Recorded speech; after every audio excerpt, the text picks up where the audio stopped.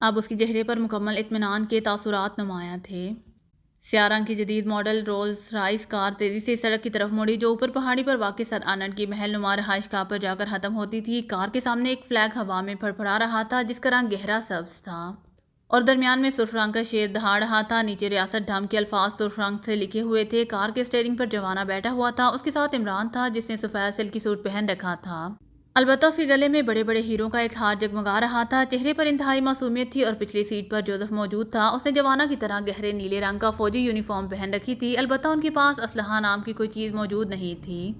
عمران بطور prince of Dhamma sir Arnold سے ملنے جا رہا تھا، لیکن چونکہ مشرقی شہزادوں والا لباس میسر نہیں تھا اس لیے اس نے سفید سوٹ پہننے پر ہی اکتفا کیا تھا۔ اسلحہ اس نے جان بوجھ کر ساتھ نہیں رکھا تھا۔ عمران نے سر آرنلڈ سے ملاقات کا وقت ایک فرضی سفارت خانے کے سفیر بن کر فون پر ہی لے لیا تھا۔ مقصد ملاقات سر آرنلڈ کو ریاست ڈھم 5 اسٹار ہوٹل کھولنے کے لیے مذاکرات بتایا گیا تھا، کیونکہ سر آرنلڈ کا تعلق ہوٹل بزنس سے تھا اور شاید یہی وجہ تھی کہ عمران کو سر آرنلڈ سے ملاقات کا وقت دے دیا گیا تھا۔ کار تیزی سے آگے بڑھتی ہوئی سر آرنلڈ کی رہائش گاہ کے مین گیٹ کے سامنے پہنچ کر رک گئی۔ سلاخوں سے بنا ہوا بڑا سا پھاٹک بند تھا۔ اس پھاٹک کی دونوں سائڈوں میں کمرے بنے ہوئے تھے جن کی لمبی لمبی اور پتلی کھڑکیاں تھیں۔ ان کھڑکیوں میں بھی فولادی سلاخیں نصب تھیں۔ ان سلاخوں کے پیچھے مسلح افراد بڑے مستعد انداز میں کھڑے نظر آ رہے تھے۔ پھاٹک کے باہر دو دیوقامت حبشی ہاتھوں میں مشین گنیں اٹھائے اور خاکی رنگ کی شاندار وردی پہنے کھڑے تھے۔ جیسے ہی جوانہ نے کار پھاٹک کے قریب روکی، پھاٹک کے قریب کھڑے ہوئے حبشیوں میں سے ایک تیزی سے کار کی طرف بڑھا۔ ان کا انداز مودبانہ تھا، شاید کار کے سامنے لہراتے ہوئے فلیگ کی وجہ سے یا پھر انہیں پہلے سے ہدایت کر دی گئی تھی۔ یس سر، ایک حبشی نے عمران کے قریب آ کر مودبانہ لہجے میں کہا۔ Prince of Dhamma sir Arnold سے ملاقات کے لیے تشریف لائے ہیں، عمران کے بجائے پیچھے بیٹھے ہوئے جوزف نے کہا۔ عمران نے جوزف کی تربیت ہی ایسی کی تھی کہ ایسے موقعوں پر وہ انتہائی مستعد اور فرض شناسی سیکرٹری کے فرائض خود بخود انجام دیا کرتا تھا تاکہ پرنس کا بھرم رہ سکے، اور یہی وجہ تھی کہ حبشی کو جواب اسی نے دیا تھا، جبکہ عمران خاموش اور بے تعلق سا بیٹھا تھا جیسے وہ ایک دربان سے بات کرنا اپنی توہین سمجھتا ہو۔ یس سر، میں بات کرتا ہوں، مگر سر آپ اسلحہ اندر نہیں لے جا سکتے، حبشی نے جواب دیا۔ اسلحہ ہمارے پاس نہیں ہے، جوزف نے قدرے سخت لہجے میں جواب دیتے ہوئے کہا۔ اوکے، میں بات کرتا ہوں، حبشی نے تیز نظروں سے کار کے اندرونی ماحول کا جائزہ لیتے ہوئے کہا، اور پھر وہ تیز تیز قدم اٹھاتا پھاٹک کی ایک سائیڈ میں بنے ہوئے کمرے کی کھڑکی کے پاس پہنچا۔ اس نے اندر موجود کسی سے بات کی اور پھر وہ واپس اپنی جگہ بیٹھ گیا۔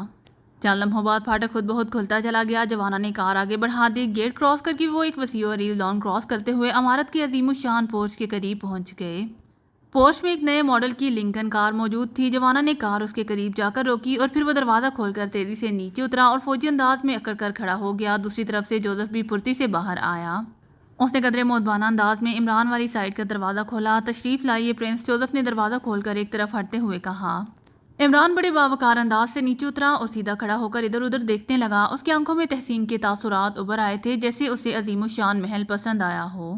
اسی لمحے برآمدے میں ایک ادھیڑ عمر آدمی کشمشی رنگ کے بہترین سوٹ میں ملبوس نمودار ہوا اور پھر تیز تیز قدم اٹھاتا عمران کی طرف بڑھا۔ وہ سر سے گنجا تھا۔ میرا نام جان مارٹن ہے جناب، میں سر آرنلڈ کا سیکرٹری ہوں، آپ کے استقبال کے لیے حاضر ہوا ہوں، اس ادھیڑ عمر گنجے نے مصافحے کے لیے ہاتھ بڑھاتے ہوئے کہا۔ لیکن عمران نے اس سے مصافحہ کرنے کی بجائے ادھر ادھر دیکھنا شروع کر دیا۔ مسٹر سیکرٹری، پرنس اپنے سے کم رتبے کے افراد سے مصافحہ نہیں کیا کرتے، اسی لیے آپ مصافحہ کے لیے بڑھایا ہوا اپنا ہاتھ واپس کھینچ سکتے ہیں، آپ کو اس کی اجازت دی جاتی ہے، جوزف نے بڑے شاہانہ انداز میں کہا، اور جان مارٹن نے جھیم کر ہاتھ پیچھے کر لیا۔ جوزف کے ان فقرات سے جوانہ کے لبوں پر مسکراہٹ دوڑ گئی۔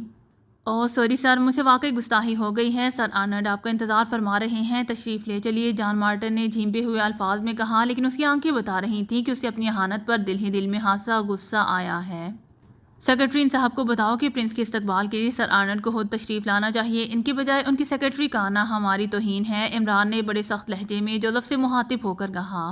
او جناب، وہ خود آپ کے استقبال کے لیے تشریف لاتے، مگر وہ کچھ بیمار ہیں، اسی لیے ان کی طرف سے معذرت قبول کیجیے، جان مارٹن نے فوراً ہی بات بناتے ہوئے کہا۔ سیکرٹری، ان صاحب کو بتا دو کہ اگر واقعی یہ وجہ ہے تو ہم یہ معذرت قبول کرتے ہیں، عمران نے بڑے شاہانہ انداز میں کہا۔ پھر اس نے برآمدے کی طرف قدم بڑھائے۔ جان مارٹن ایک طرف ہٹ کر بڑے مودبانہ انداز میں عمران کی رہنمائی کر رہا تھا، جبکہ جوانہ اور جوزف اب بطور باڈی گارڈ عمران کے پیچھے فوجی انداز میں مارچ کرتے ہوئے چل رہے تھے۔ برآمدہ کراس کر کے جان مارٹن انہیں ایک وسیع و عریض کمرے میں لے گیا جو انتہائی شاہانہ انداز میں سجایا گیا تھا۔ سامنے صوفے پر ایک ادھیڑ عمر لیکن قابل رشک صحت کا مالک آدمی اس طرح اکڑا ہوا بیٹھا تھا جسے ساری دنیا اس کی ملکیت ہو۔ اس نے آنکھوں پر سنہرے رنگ کی پتلی کمانیوں والی انتہائی نفیس اینک پہن رکھی تھی۔ چہرے سے سختیاں یہاں تھی۔ جیسے ہی عمران اندر داخل ہوا وہ شخص یوں اٹھ کر کھڑا ہو گیا کہ جیسے بادل ناخواستہ ایسا کرنا پڑ رہا ہو۔ اس کے چہرے پر ہلکی سی بیزاری کے تاثرات نمایاں تھے۔ خوش آمدید پرنس، مجھے آرنلڈ کہتے ہیں، اس آدمی نے جسے سر آرنلڈ کا نام تھا اپنا ہاتھ مسافہ کے لیے عمران کی طرف بڑھاتے ہوئے کہا۔ سوری، ہم نقلی آدمیوں سے ہاتھ ملانا اپنی توہین سمجھتے ہیں سیکرٹری، عمران نے سر آرنلڈ کو جواب دیتے ہوئے جوزف کی طرف مڑ کر کہا۔ یس پرنس، جوزف نے بڑے مستعد انداز میں کہا، انہیں کہو کہ ہمارے پاس ضائع کرنے کے لیے بالکل وقت نہیں ہے، ہم سر آرنلڈ سے ملنے آئے ہیں، کسی نقلی آدمی سے نہیں، عمران نے بڑے کرخت لہجے میں کہا۔ ادھیڑ عمر آدمی جو مسافیہ کے لیے ہاتھ اٹھائے حیرت سے بت بنا کھڑا تھا ویسے ہی کھڑا رہ گیا۔ اس کی آنکھوں میں واقعی شدید حیرت نمایاں تھی۔ ویری گڈ، اسے کہتے ہیں ذہانت، اور ہم نے ایسی بے پناہ ذہانت آج تک کسی پرنس میں نہیں دیکھی۔ بہرحال ہم پرنس اب ڈھم کو اپنی رہائش گاہ پر دلی خوش آمدید کہتے ہیں۔ اچانک ایک دروازے سے بالکل اسی حلیے اور قد و قامت کا آدمی باہر آ گیا جس نے ملٹی رنگ کا انتہائی گراں قیمت لباس پہنا ہوا تھا۔ اس کے چہرے پر ویسے ہی اینک لگی ہوئی تھی۔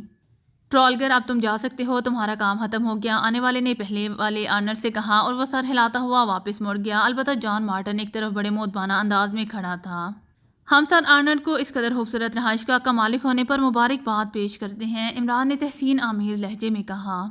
ہم پرنس کا شکریہ ادا کرتے ہیں، سر آرنلڈ نے مسکراتے ہوئے کہا، لیکن ہم پرنس سے یہ ضرور پوچھنا چاہیں گے کہ پرنس کو ٹرالگر کے نکلی ہونے کا علم کیسے ہوا، جبکہ آج سے پہلے اسے کوئی نہیں پہچان سکا، سر آرنلڈ نے مسکراتے ہوئے کہا۔ ٹرالگر کی آنکھوں میں وہ ذہانت مقصود تھی جو کہ اتنے بڑے کاروباری آدمی سر آرنلڈ کی آنکھوں میں ہونا ضروری تھی۔ اس کی آنکھیں ایک ملازم کی آنکھیں تھی۔ فرمانبرداری اور خدمت کے تاثرات لیے ہوئے عمران نے فلسفیانہ انداز میں جواب دیتے ہوئے کہا، اور سر آرنلڈ حیرت سے عمران کو دیکھتے رہ گئے۔ انہیں شاید اس جواب کی خواب میں بھی توقع نہیں تھی۔ اسی لمحے جان مارٹن نے سنہرے رنگ کے مشروب کے 2 جام انتہائی نفیس ٹرے میں رکھ کر عمران اور سر آرنلڈ کو پیش کیے۔ شکریہ، ہم اس وقت صرف لائم جوس پیتے ہیں، شیری کے لیے صبح کا وقت محسوس ہے، عمران نے جام کو دیکھتے ہوئے جواب دیا۔ او واقعی پرنس کا ذوق بہت عمدہ ہے سیکرٹری، جوس پیش کیا جائے، سر آرنلڈ نے جان مارٹن سے مخاطب ہو کر کہا، جس نے سر ہلاتے ہوئے ٹرے اٹھائی اور دروازے کی طرف مڑ گیا۔ سر آرنلڈ کی آنکھوں اور چہرے سے عمران کے لیے مروبیت کے آثار واضح طور پر نمایاں ہو گئے تھے۔ پرنس، ہمیں بتایا گیا ہے کہ آپ اپنی ریاست میں ایک 5 اسٹار ہوٹل کھولنے کے خواہش مند ہیں۔ ہمارا تعلق چونکہ ہوٹل بزنس سے ہے اسی لیے ہمیں دلچسپی پیدا ہوئی۔ کیا آپ اپنی ریاست اور اپنے آئیڈیا کی تفصیل سے ہمیں آگاہ فرمائیں گے، سر آرنلڈ نے اصل موضوع پر آتے ہوئے کہا، لیکن اس سے پہلے کہ عمران کوئی جواب دیتا میز پر پڑے ہوئے سنہری رنگ کے خوبصورت سے ٹیلی فون سیٹ کی گھنٹی بج اٹھی، اور سر آرنلڈ نے چونک کر ٹیلی فون کی طرف دیکھا جیسے اس وقت انہیں فون کال آنے پر شدید حیرت سے دوچار ہونا پڑا ہو۔ معذرت ہوا ہوں، سر آرنلڈ نے کہا اور ریسیور اٹھا لیا۔ یس، سر آرنلڈ نے انتہائی خشک لہجے میں کہا۔ دوسری طرف سے ٹیاؤں ٹیاؤں جیسی آوازیں سنائی دینے لگیں۔ کوئی واضح بات عمران کی سمجھ میں نہیں آ رہی تھی اور عمران زیر لب مسکرا دیا۔ اس نے ایسے ٹیلی فون سیٹ کے متعلق سن رکھا تھا جس میں سے نکلنے والی آواز ایک مخصوص رینج تک تو اثر آواز ادا کرتی تھی، لیکن اس رینج سے دور افراد کو وہ ڈبل سپیڈ سنائی دیتی تھی، جس کی وجہ سے ادھر سے ٹیاؤں ٹیاؤں کے سوا اور کیا سنائی دے سکتا تھا۔ یہ سیٹ صرف اسی لیے ایجاد کیے گئے تھے کہ اہم افراد جب کسی ایسی سچویشن میں موجود ہوں جہاں ان سے کی جانے والی بات دوسروں تک نہ پہنچانے دیا جائے مقصود ہو تو وہ آسانی سے سن سکیں۔ ٹھیک ہے، سر آرنلڈ نے اسپاٹ لہجے میں جواب دیتے ہوئے کہا، اور اس نے ریسیور رکھ دیا۔ معذرت ہوا ہوں پرنس، ایک ضروری کال تھی، سر آرنلڈ نے مسکراتے ہوئے کہا۔ ہاں، تو آپ ریاست ڈام کے متعلق تفصیل حاصل کرنے کی خواہش مند ہیں۔ اس کی تفصیلات تو آپ کو سفارت خانہ بھوٹان سے مل سکتی ہیں کیونکہ وہ ہمارے قونصل جنرل ہیں۔ البتہ ہم مختصر طور پر بتا سکتے ہیں کہ یہ ہمالیہ کی ڈھلوان میں ایک آزاد، مختار اور انتہائی سرسبز و شاداب ریاست ہے جو کہ کافرستان اور پاکیزیہ کے درمیان واقع ہے۔ دونوں ملکوں کے درمیان مین شاہراہ اس ریاست سے گزرتی ہے، اس لیے اس ریاست سے گزرنے والوں کی تعداد بے شمار ہے۔ یہی وجہ ہے کہ ہم وہاں ایک شاندار 5 اسٹار ہوٹل قائم کرنے کے خواہش مند ہیں جس کے تمام اخراجات ہم ادا کرنے پر تیار ہیں، البتہ انتظامات ہمارے بس میں نہیں۔ اگر آپ وہ کریں تو 50% شیئر آپ کے ہو سکتے ہیں، عمران نے بڑے سنجیدہ لہجے میں کہا۔ اسی لمحے جان مارٹن ایک ٹرالی دھکیلتا ہوا اندر داخل ہوا۔ اس پر 4 گلاس لائم جوس کے رکھے ہوئے تھے۔ ہر گلاس کے نیچے سنہرے رنگ کا ایک چھوٹا سا ٹرے تھا۔ اس نے بڑے مودبانہ انداز میں پہلے عمران کے سامنے، دوسرا سر آرنلڈ کے سامنے، پھر ایک گلاس جوزف اور جوانا کی طرف بڑھا دیا۔ سوری، ہم ڈیوٹی پر ہیں، جوانا نے انکار میں سر ہلاتے ہوئے کہا۔ پرنس، ہمارے محل میں آنے والا ہر آدمی چاہے وہ کسی بھی قومیت کا حامل ہو ہمارا مہمان ہوتا ہے، اور یہ ہماری روایت ہے کہ ہم اپنے مہمانوں کو ایک جام ضرور پیش کرتے ہیں، اسی لیے آپ اپنے باڈی گارڈز کو حکم دیں کہ وہ ہماری روایت سے انکار نہ کریں ورنہ ہمیں دکھ ہوگا، سر آرنلڈ نے بڑے سنجیدہ لہجے میں عمران سے مخاطب ہو کر کہا۔ سر آرنلڈ، کیا آپ کی روایت اس فون کال کے بعد تیار ہوئی ہے؟ حالانکہ اس سے پہلے یہ سیکرٹری صاحب صرف 2 جام لے کر آئے تھے، عمران نے مسکراتے ہوئے کہا، اور سر آرنلڈ ایک جھٹکے سے اٹھ کھڑا ہوا۔ دوسرے لمحے کمرے کے مختلف دروازے دھماکے سے کھلے اور مشین گنوں سے مسلح افراد تیزی سے مختلف دروازوں سے اندر داخل ہوئے۔ انہوں نے یوں پوزیشنیں سنبھال لیں جیسے وہ کسی بڑی فوج سے مقابلہ کرنے والے ہوں۔ عمران اسی طرح خاموش بیٹھا رہا جبکہ جوزف اور جوانا کے اعصاب تن گئے، لیکن وہ عمران کے اشارے کے بغیر کوئی حرکت نہیں کر سکتے تھے، اسی لیے اسی طرح خاموش کھڑے رہے۔ تو یہ بھی آپ کی روایت ہے کہ جو کوئی بے ہوشی کی دوا ملا مشروب نہ پیے، اسے زبردستی پلایا جائے؟ عمران نے طنزیہ لہجے میں سر آرنلڈ سے مخاطب ہو کر کہا۔ میں تسلیم کرتا ہوں کہ تم میری توقع سے کہیں زیادہ ذہین ہو مسٹر علی عمران، لیکن یہ میرا ملک ہے، میرے وسائل تمہارے مقابلے میں بہت زیادہ وسیع ہیں، اور یہ بھی بتا دوں کہ تمہارا حمایتی اینجلو بھی ہلاک کر دیا گیا ہے، اور تمہارے باقی ساتھی بھی، جن میں وہ یورپین لڑکی شامل ہے، گرفتار کیے جا چکے ہیں، سر آرنلڈ نے انتہائی طنزیہ لہجے میں جواب دیتے ہوئے کہا۔ تو یہ بات طے ہو گئی کہ تم ہی ریڈ آرمی کی چیف ریڈ چیف ہو، اور میں بس صرف یہی ثابت کرنا چاہتا تھا، عمران نے اسی طرح مطمئن لہجے میں کہا۔ سب کچھ ابھی ثابت ہو جائے گا، سر آرنلڈ نے کہا، اور اس نے اپنے مسلح ساتھیوں کو مخصوص انداز میں اشارہ کیا، پھر تیزی سے مڑ کر ایک دروازے کی طرف بڑھا اور دروازہ پار کر کے غائب ہو گیا۔ اگر آپ تینوں میں سے کسی نے کوئی غلط حرکت کی تو بے شمار گولیاں اس کا مقدر بن جائیں گی۔ سامنے والے دروازے کی طرف بڑھ چلو، ایک مسلح آدمی نے انتہائی کراہت لہجے میں کہا۔ چلو، یہ تو اچھا ہوا کہ ہم نے تمہیں تکلیف نہیں دی اور اپنے قدموں پر چل کر جائیں گے، ورنہ اگر ہم یہ مشروب پی لیتے تو یقیناً تمہارے کاندھوں کو ہمارا وزن اٹھانا پڑتا، عمران نے کہا، پھر اٹھ کر بڑے اطمینان سے اس دروازے کی طرف بڑھ گیا جس کی طرف اس مسلح آدمی نے اشارہ کیا تھا۔ جوزف اور جوانا بھی خاموشی سے اس کے پیچھے چل پڑے تھے۔ عمران، جوزف اور جوانا کے کرائے کی رولز راکس کار میں بیٹھی کوٹھی سے باہر نکلتے ہی جولیا کی صدارت میں سیکرٹ سروس کا اجلاس شروع ہو گیا۔ اس اجلاس کا فیصلہ وہ عمران کے جانے سے پہلے ہی کر چکے تھے، اور اس اجلاس کا مقصد ایسی منصوبہ بندی کرنی تھی جسے سر آرنلڈ کی رہائش گاہ پر چھاپا مار کر سر آرنلڈ کو اغوا کرنا تھا۔ کافی دیر تک مختلف منصوبوں پر غور و فکر ہوتا رہا، اور پھر آخرکار سب ایک منصوبے پر متفق ہو گئے جس کے مطابق صفدر اور چوہان کسی کے ذریعے پہلے سر آرنلڈ کی رہائش گاہ پر پہنچیں گے، جبکہ باقی ساتھی کرائے کی دوسری کار میں پہلے اس پہاڑی سے نیچے چھپ کر کھڑے رہیں گے۔ صفدر اور چوہان رہائش گاہ کے محلِ وقوع کا جائزہ لینے کے بعد واپس ان سے آ ملیں گے، اور اندر جانے کا حتمی فیصلہ اس وقت صورتحال کے مطابق کیا جائے گا۔ اس کے بعد عمران کی طرف سے اشارے کا انتظار کیا جائے گا، اور پھر جیسے ہی عمران کی طرف سے اشارہ موصول ہوگا وہ اپنے منصوبے کے مطابق اس رہائش گاہ پر چڑھ دوڑیں گے اور سر آرنلڈ کو اغوا کر کے اس نئی رہائش گاہ پر لے آئیں گے۔ اس کے بعد عمران واپس ان سے آ ملے گا۔ چنانچہ یہ فیصلہ کرتے ہی وہ سب اٹھے، اور پھر انہوں نے میک اپ کرنے اور لباس بدلنے کا کام شروع کر دیا۔ صفدر اور کیپٹن شکیل کا ہاتھ چونکہ میک اپ کرنے میں حادثہ تیز تھا، اسی لیے وہی اپنے ساتھیوں کے میک اپ کرنے میں مصروف تھے، اور اپنی اپنی باری کے انتظار میں وہ سب بڑے کمرے میں بیٹھے ہوئے تھے کہ اچانک باہر ایک خوفناک دھماکہ ہوا، اور اس کے بعد انتہائی خوفناک انداز میں مشین گنوں کی ترتراہٹ کی آوازیں گونج اٹھیں۔ وہ سب یہ آوازیں سنتے ہی اچھل کر کھڑے ہو گئے، لیکن اس سے پہلے کہ وہ کچھ کرتے اس کمرے کا دروازہ ایک دھماکے سے کھلا، اور 12-13 مشین گنوں سے مسلح افراد تیزی سے کمرے میں پھیلتے چلے گئے۔ انہوں نے اندر آتے ہی چھت کی طرف فائرنگ کی۔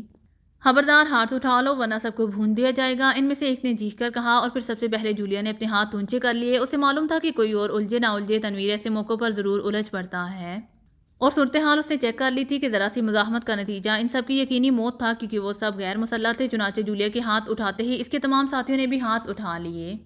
اس طرف دیوار کی سمت منہ کر کے کھڑے ہو جاؤ اور سنو، تم نے باہر 10 افراد ختم کر دیے ہیں، یہ ملک ہمارا ہے، ہم چاہیں تو 20 سڑک پر تمہاری بوٹیاں اڑا سکتے ہیں، اسی لیے کوئی غلط حرکت نہ کی جائے۔ پہلے والے آدمی نے زیادہ اونچی آواز میں چیختے ہوئے کہا، پھر جولیا اور اس کے ساتھی خاموشی سے دیوار کی طرف منہ کر کے کھڑے ہو گئے۔ ان سب کے چہروں پر گہری سنجیدگی طاری تھی، جبکہ تنویر کا چہرہ غصے کی شدت سے سیاہ پڑ چکا تھا، لیکن وہ جولیا کی وجہ سے مجبور تھا، ورنہ ہو سکتا تھا کہ وہ کسی نہ کسی سے الجھ پڑتا۔ دیواروں کی طرف منہ کر کے کھڑے ہوتے ہی ان میں سے ہر ایک نے سائیڈ میں سٹین گن کی نال چسپاں ہو گئی، اور پھر چند ہی لمحوں میں سب کے ہاتھ پشت پر کر کے کلپنگ کر دی گئی۔ اب وہ پوری طرح بے بس ہو چکے تھے۔ ہم نے سنا تھا کہ پاکیزہ سیکرٹ سروس کے لوگ بے حد بہادر اور دلیر ہیں، لیکن تم تو چوہوں سے بھی بزدل ثابت ہوئے، ان میں سے ایک نے بڑے فخرانہ انداز میں ہنستے ہوئے کہا۔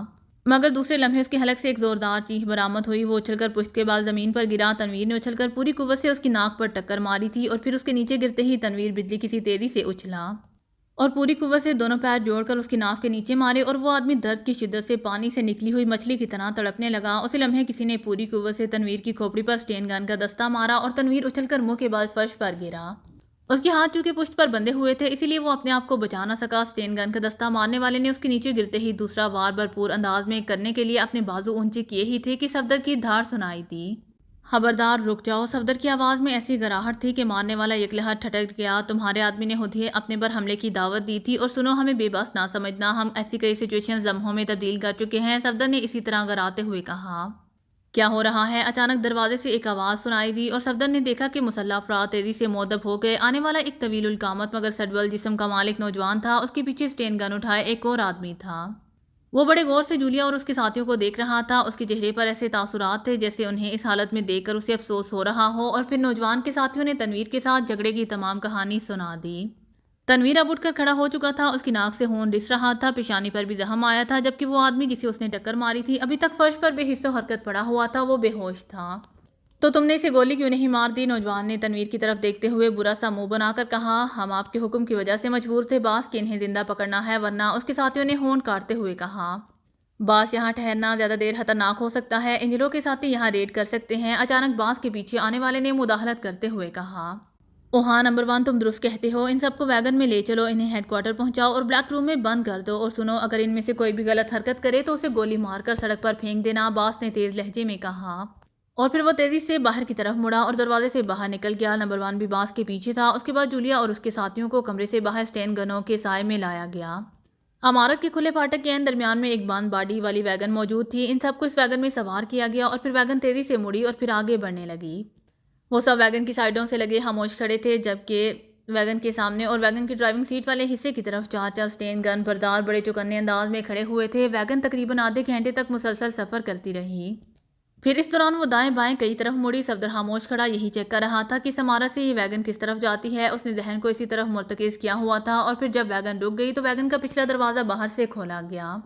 پھر سب سے پہلے اسٹین گن بردار باہر نکلے اور بعد میں باری باری ان سب کو باہر لایا گیا۔ وہ ایک خاصی بڑی عمارت میں تھے۔ اس کے بعد جس طرح بھیڑ بکریوں کو ہانکا جاتا ہے، اسی طرح انہیں بھی مختلف راہداریوں سے گزار کر ایک بڑے سے کمرے میں پہنچایا گیا جو ہر قسم کے ساز و سامان سے خالی تھا۔ انہیں اندر دھکیل کر کمرے کا اکلوتا دروازہ جو فولادی چادر کا بنا ہوا تھا باہر سے بند کر دیا گیا۔ لو بھائی کالو، مشن مکمل۔ چلے تھے عمران سے ہٹ کر مشن مکمل کرنے، کیپٹن شکیل نے طنزیہ انداز میں مسکراتے ہوئے کہا۔ اگر عمران یہاں ہوتا تو اس کا بھی یہی حشر ہوتا، ہمیں ذرا سا بھی احساس نہیں ہوا، ورنہ اتنی آسانی سے قابو میں نہ آتے، صفدر نے جواب دیا۔ اب کیا کرنا ہے یہ سوچو، یہ تو واقعی ہمیں چوہوں کی طرح مار ڈالیں گے، جولیا نے کہا۔ میں ایک ٹرائی کرتا ہوں، صفدر نے کہا، اور وہ تیز تیز قدم اٹھاتا ایک دیوار کی طرف بڑھ گیا۔ اس دیوار میں ایک الماری بنانے کے لیے لوہے کا فریم لگایا گیا تھا، لیکن پھر کسی وجہ سے اسے نامکمل حالت میں چھوڑ دیا گیا تھا، اسی لیے اب صرف لوہے کا فریم دیوار میں موجود تھا۔ صفدر اس فریم کے پاس پہنچا، پھر اس نے اس فریم کی طرف پشت کر کے اپنے دونوں ہاتھوں کا درمیانی حصہ جس میں کلپ ہتھ کڑی کا جوڑ تھا تیزی سے اس فریم کے کنارے سے رگڑنا شروع کر دیا۔ چونکہ اس کے ہاتھ الٹے ہو کر پشت کی طرف مڑے ہوئے تھے، اسی لیے وہ اپنے ہاتھوں کو زیادہ اونچا تو لے جا نہیں سکتا تھا، لیکن جتنا اونچا وہ اٹھا سکتا تھا اتنا اونچا اٹھا کر وہ انہیں تیزی سے نیچے لے کر آتا۔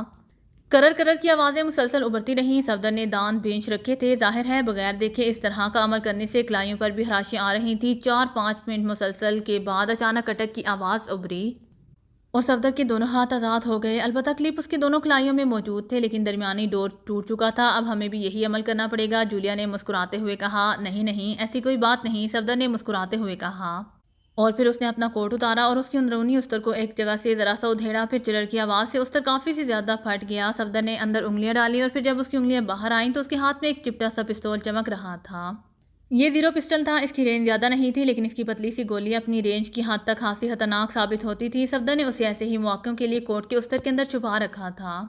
پستول ہاتھ میں لیتے ہی وہ تیزی سے جولیا کی طرف مڑا۔ اس نے اس کے دونوں ہاتھوں کی درمیانی جوڑ پر پستول کی نال رکھی اور ٹریگر دبا دیا۔ کٹاک کی تیز آواز سے جولیا کی کلائیاں آزاد ہو گئیں، البتہ اس کے جسم کو ہلکا سا جھٹکا ضرور لگا تھا۔ گولی نے جوڑ توڑ دیا تھا اور گولی چپٹی ہو کر جولیا کے قدموں میں فرش سے جا ٹکرائی تھی۔ اس کے بعد باقی لوگوں کے ہاتھوں کو آزاد ہونے میں زیادہ دیر نہ لگی۔ میں نے اس دروازے میں آٹومیٹک لاک لگنے کی محسوس آواز سنی تھی، اسے آسانی سے توڑا جا سکتا ہے، کیپٹن شکیل نے کہا، اور صفدر سر ہلاتا ہوا فولادی دروازے کی طرف بڑھ گیا۔ اس میں واقعی کی ہول موجود تھا۔ صفدر چند لمحے تو دروازے کے ساتھ کھڑا دوسری طرف سے آہٹیں سنتا رہا، لیکن دوسری طرف مکمل خاموشی تھی۔ صفدر نے پستول کی نال کی ہول پر رکھ کر اسے ذرا سا دائیں طرف موڑ دیا جہاں اس کے اندازے کے مطابق لاک تھا، اور پھر ٹریگر دبتے ہی کھٹاک کی تیز آواز ابھری اور دروازہ ایک جھٹکا کھا کر ذرا سا کھل گیا۔ صفدر نے اسے اپنی طرف کھینچا تو وہ کھلتا چلا گیا۔ تمہارا پستول بڑے کام کا ہے صفدر، جولیا نے مسکراتے ہوئے کہا۔ کہتے ہیں کھوٹا پیسہ بھی کسی وقت کام آ جاتا ہے، یہ تو پھر پستول ہے، صفدر نے مسکراتے ہوئے جواب دیا۔ پھر اس نے ذرا سا سر باہر نکال کر جھانکا۔ راہداری خالی پڑی ہوئی تھی، چونکہ وہ اسی راہداری سے گزر کر اندر آئے تھے، اس لیے انہیں راستہ اچھی طرح معلوم تھا۔ یہ راہداری کمرے میں جا کر ختم ہوتی تھی اور پھر اس کمرے کی دوسری طرف ایک اور راہداری تھی جس کا اختتام بیرونی دروازے پر ہوتا تھا۔ صفدر نے راہداری خالی دیکھ کر ساتھیوں کو آنے کا اشارہ کیا اور راہداری میں نکل گیا۔ وہ سب آہستہ آہستہ قدم اٹھاتے اس کمرے کی طرف بڑھتے چلے جا رہے تھے۔ انہیں یہاں بند کرنے والا شاید ان کے بندھے ہوئے ہاتھوں اور فولادی دروازے کے لاک کی وجہ سے ان کی طرف سے پوری طرح مطمئن تھے، اسی لیے راہداری بالکل خالی پڑی ہوئی تھی۔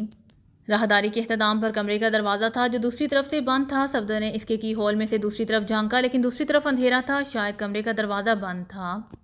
صفدر نے پستول کی نال اسی طرح کی ہول پر رکھی اور اسے ذرا سا موڑ کر ٹریگر دبا دیا، مگر دوسرے لمحے وہ سب چونک پڑے کیونکہ اس بار کھٹاک کی آواز کے بجائے ٹھسکی سی آواز نکلی۔ پستول کا میگزین خالی ہو چکا تھا اور اس کے بعد کا لمحہ اور بھی زیادہ دھماکہ خیز ثابت ہوا کیونکہ بند دروازہ یک لحظت کھلا اور پھر باس کے پیچھے آنے والا نمبر 1 ہاتھ میں اسٹین گن لیے جن کی طرح نمودار ہوا۔ خبردار کوئی حرکت نہ کرے، نمبر 1 نے گراتے ہوئے کہا، مگر دوسرے لمحے وہ تیزی سے جھکا کیونکہ صفدر نے ہاتھ میں پکڑا ہوا خالی پستول اس کے چہرے پر مارا تھا، لیکن پستول نمبر 1 کو نہ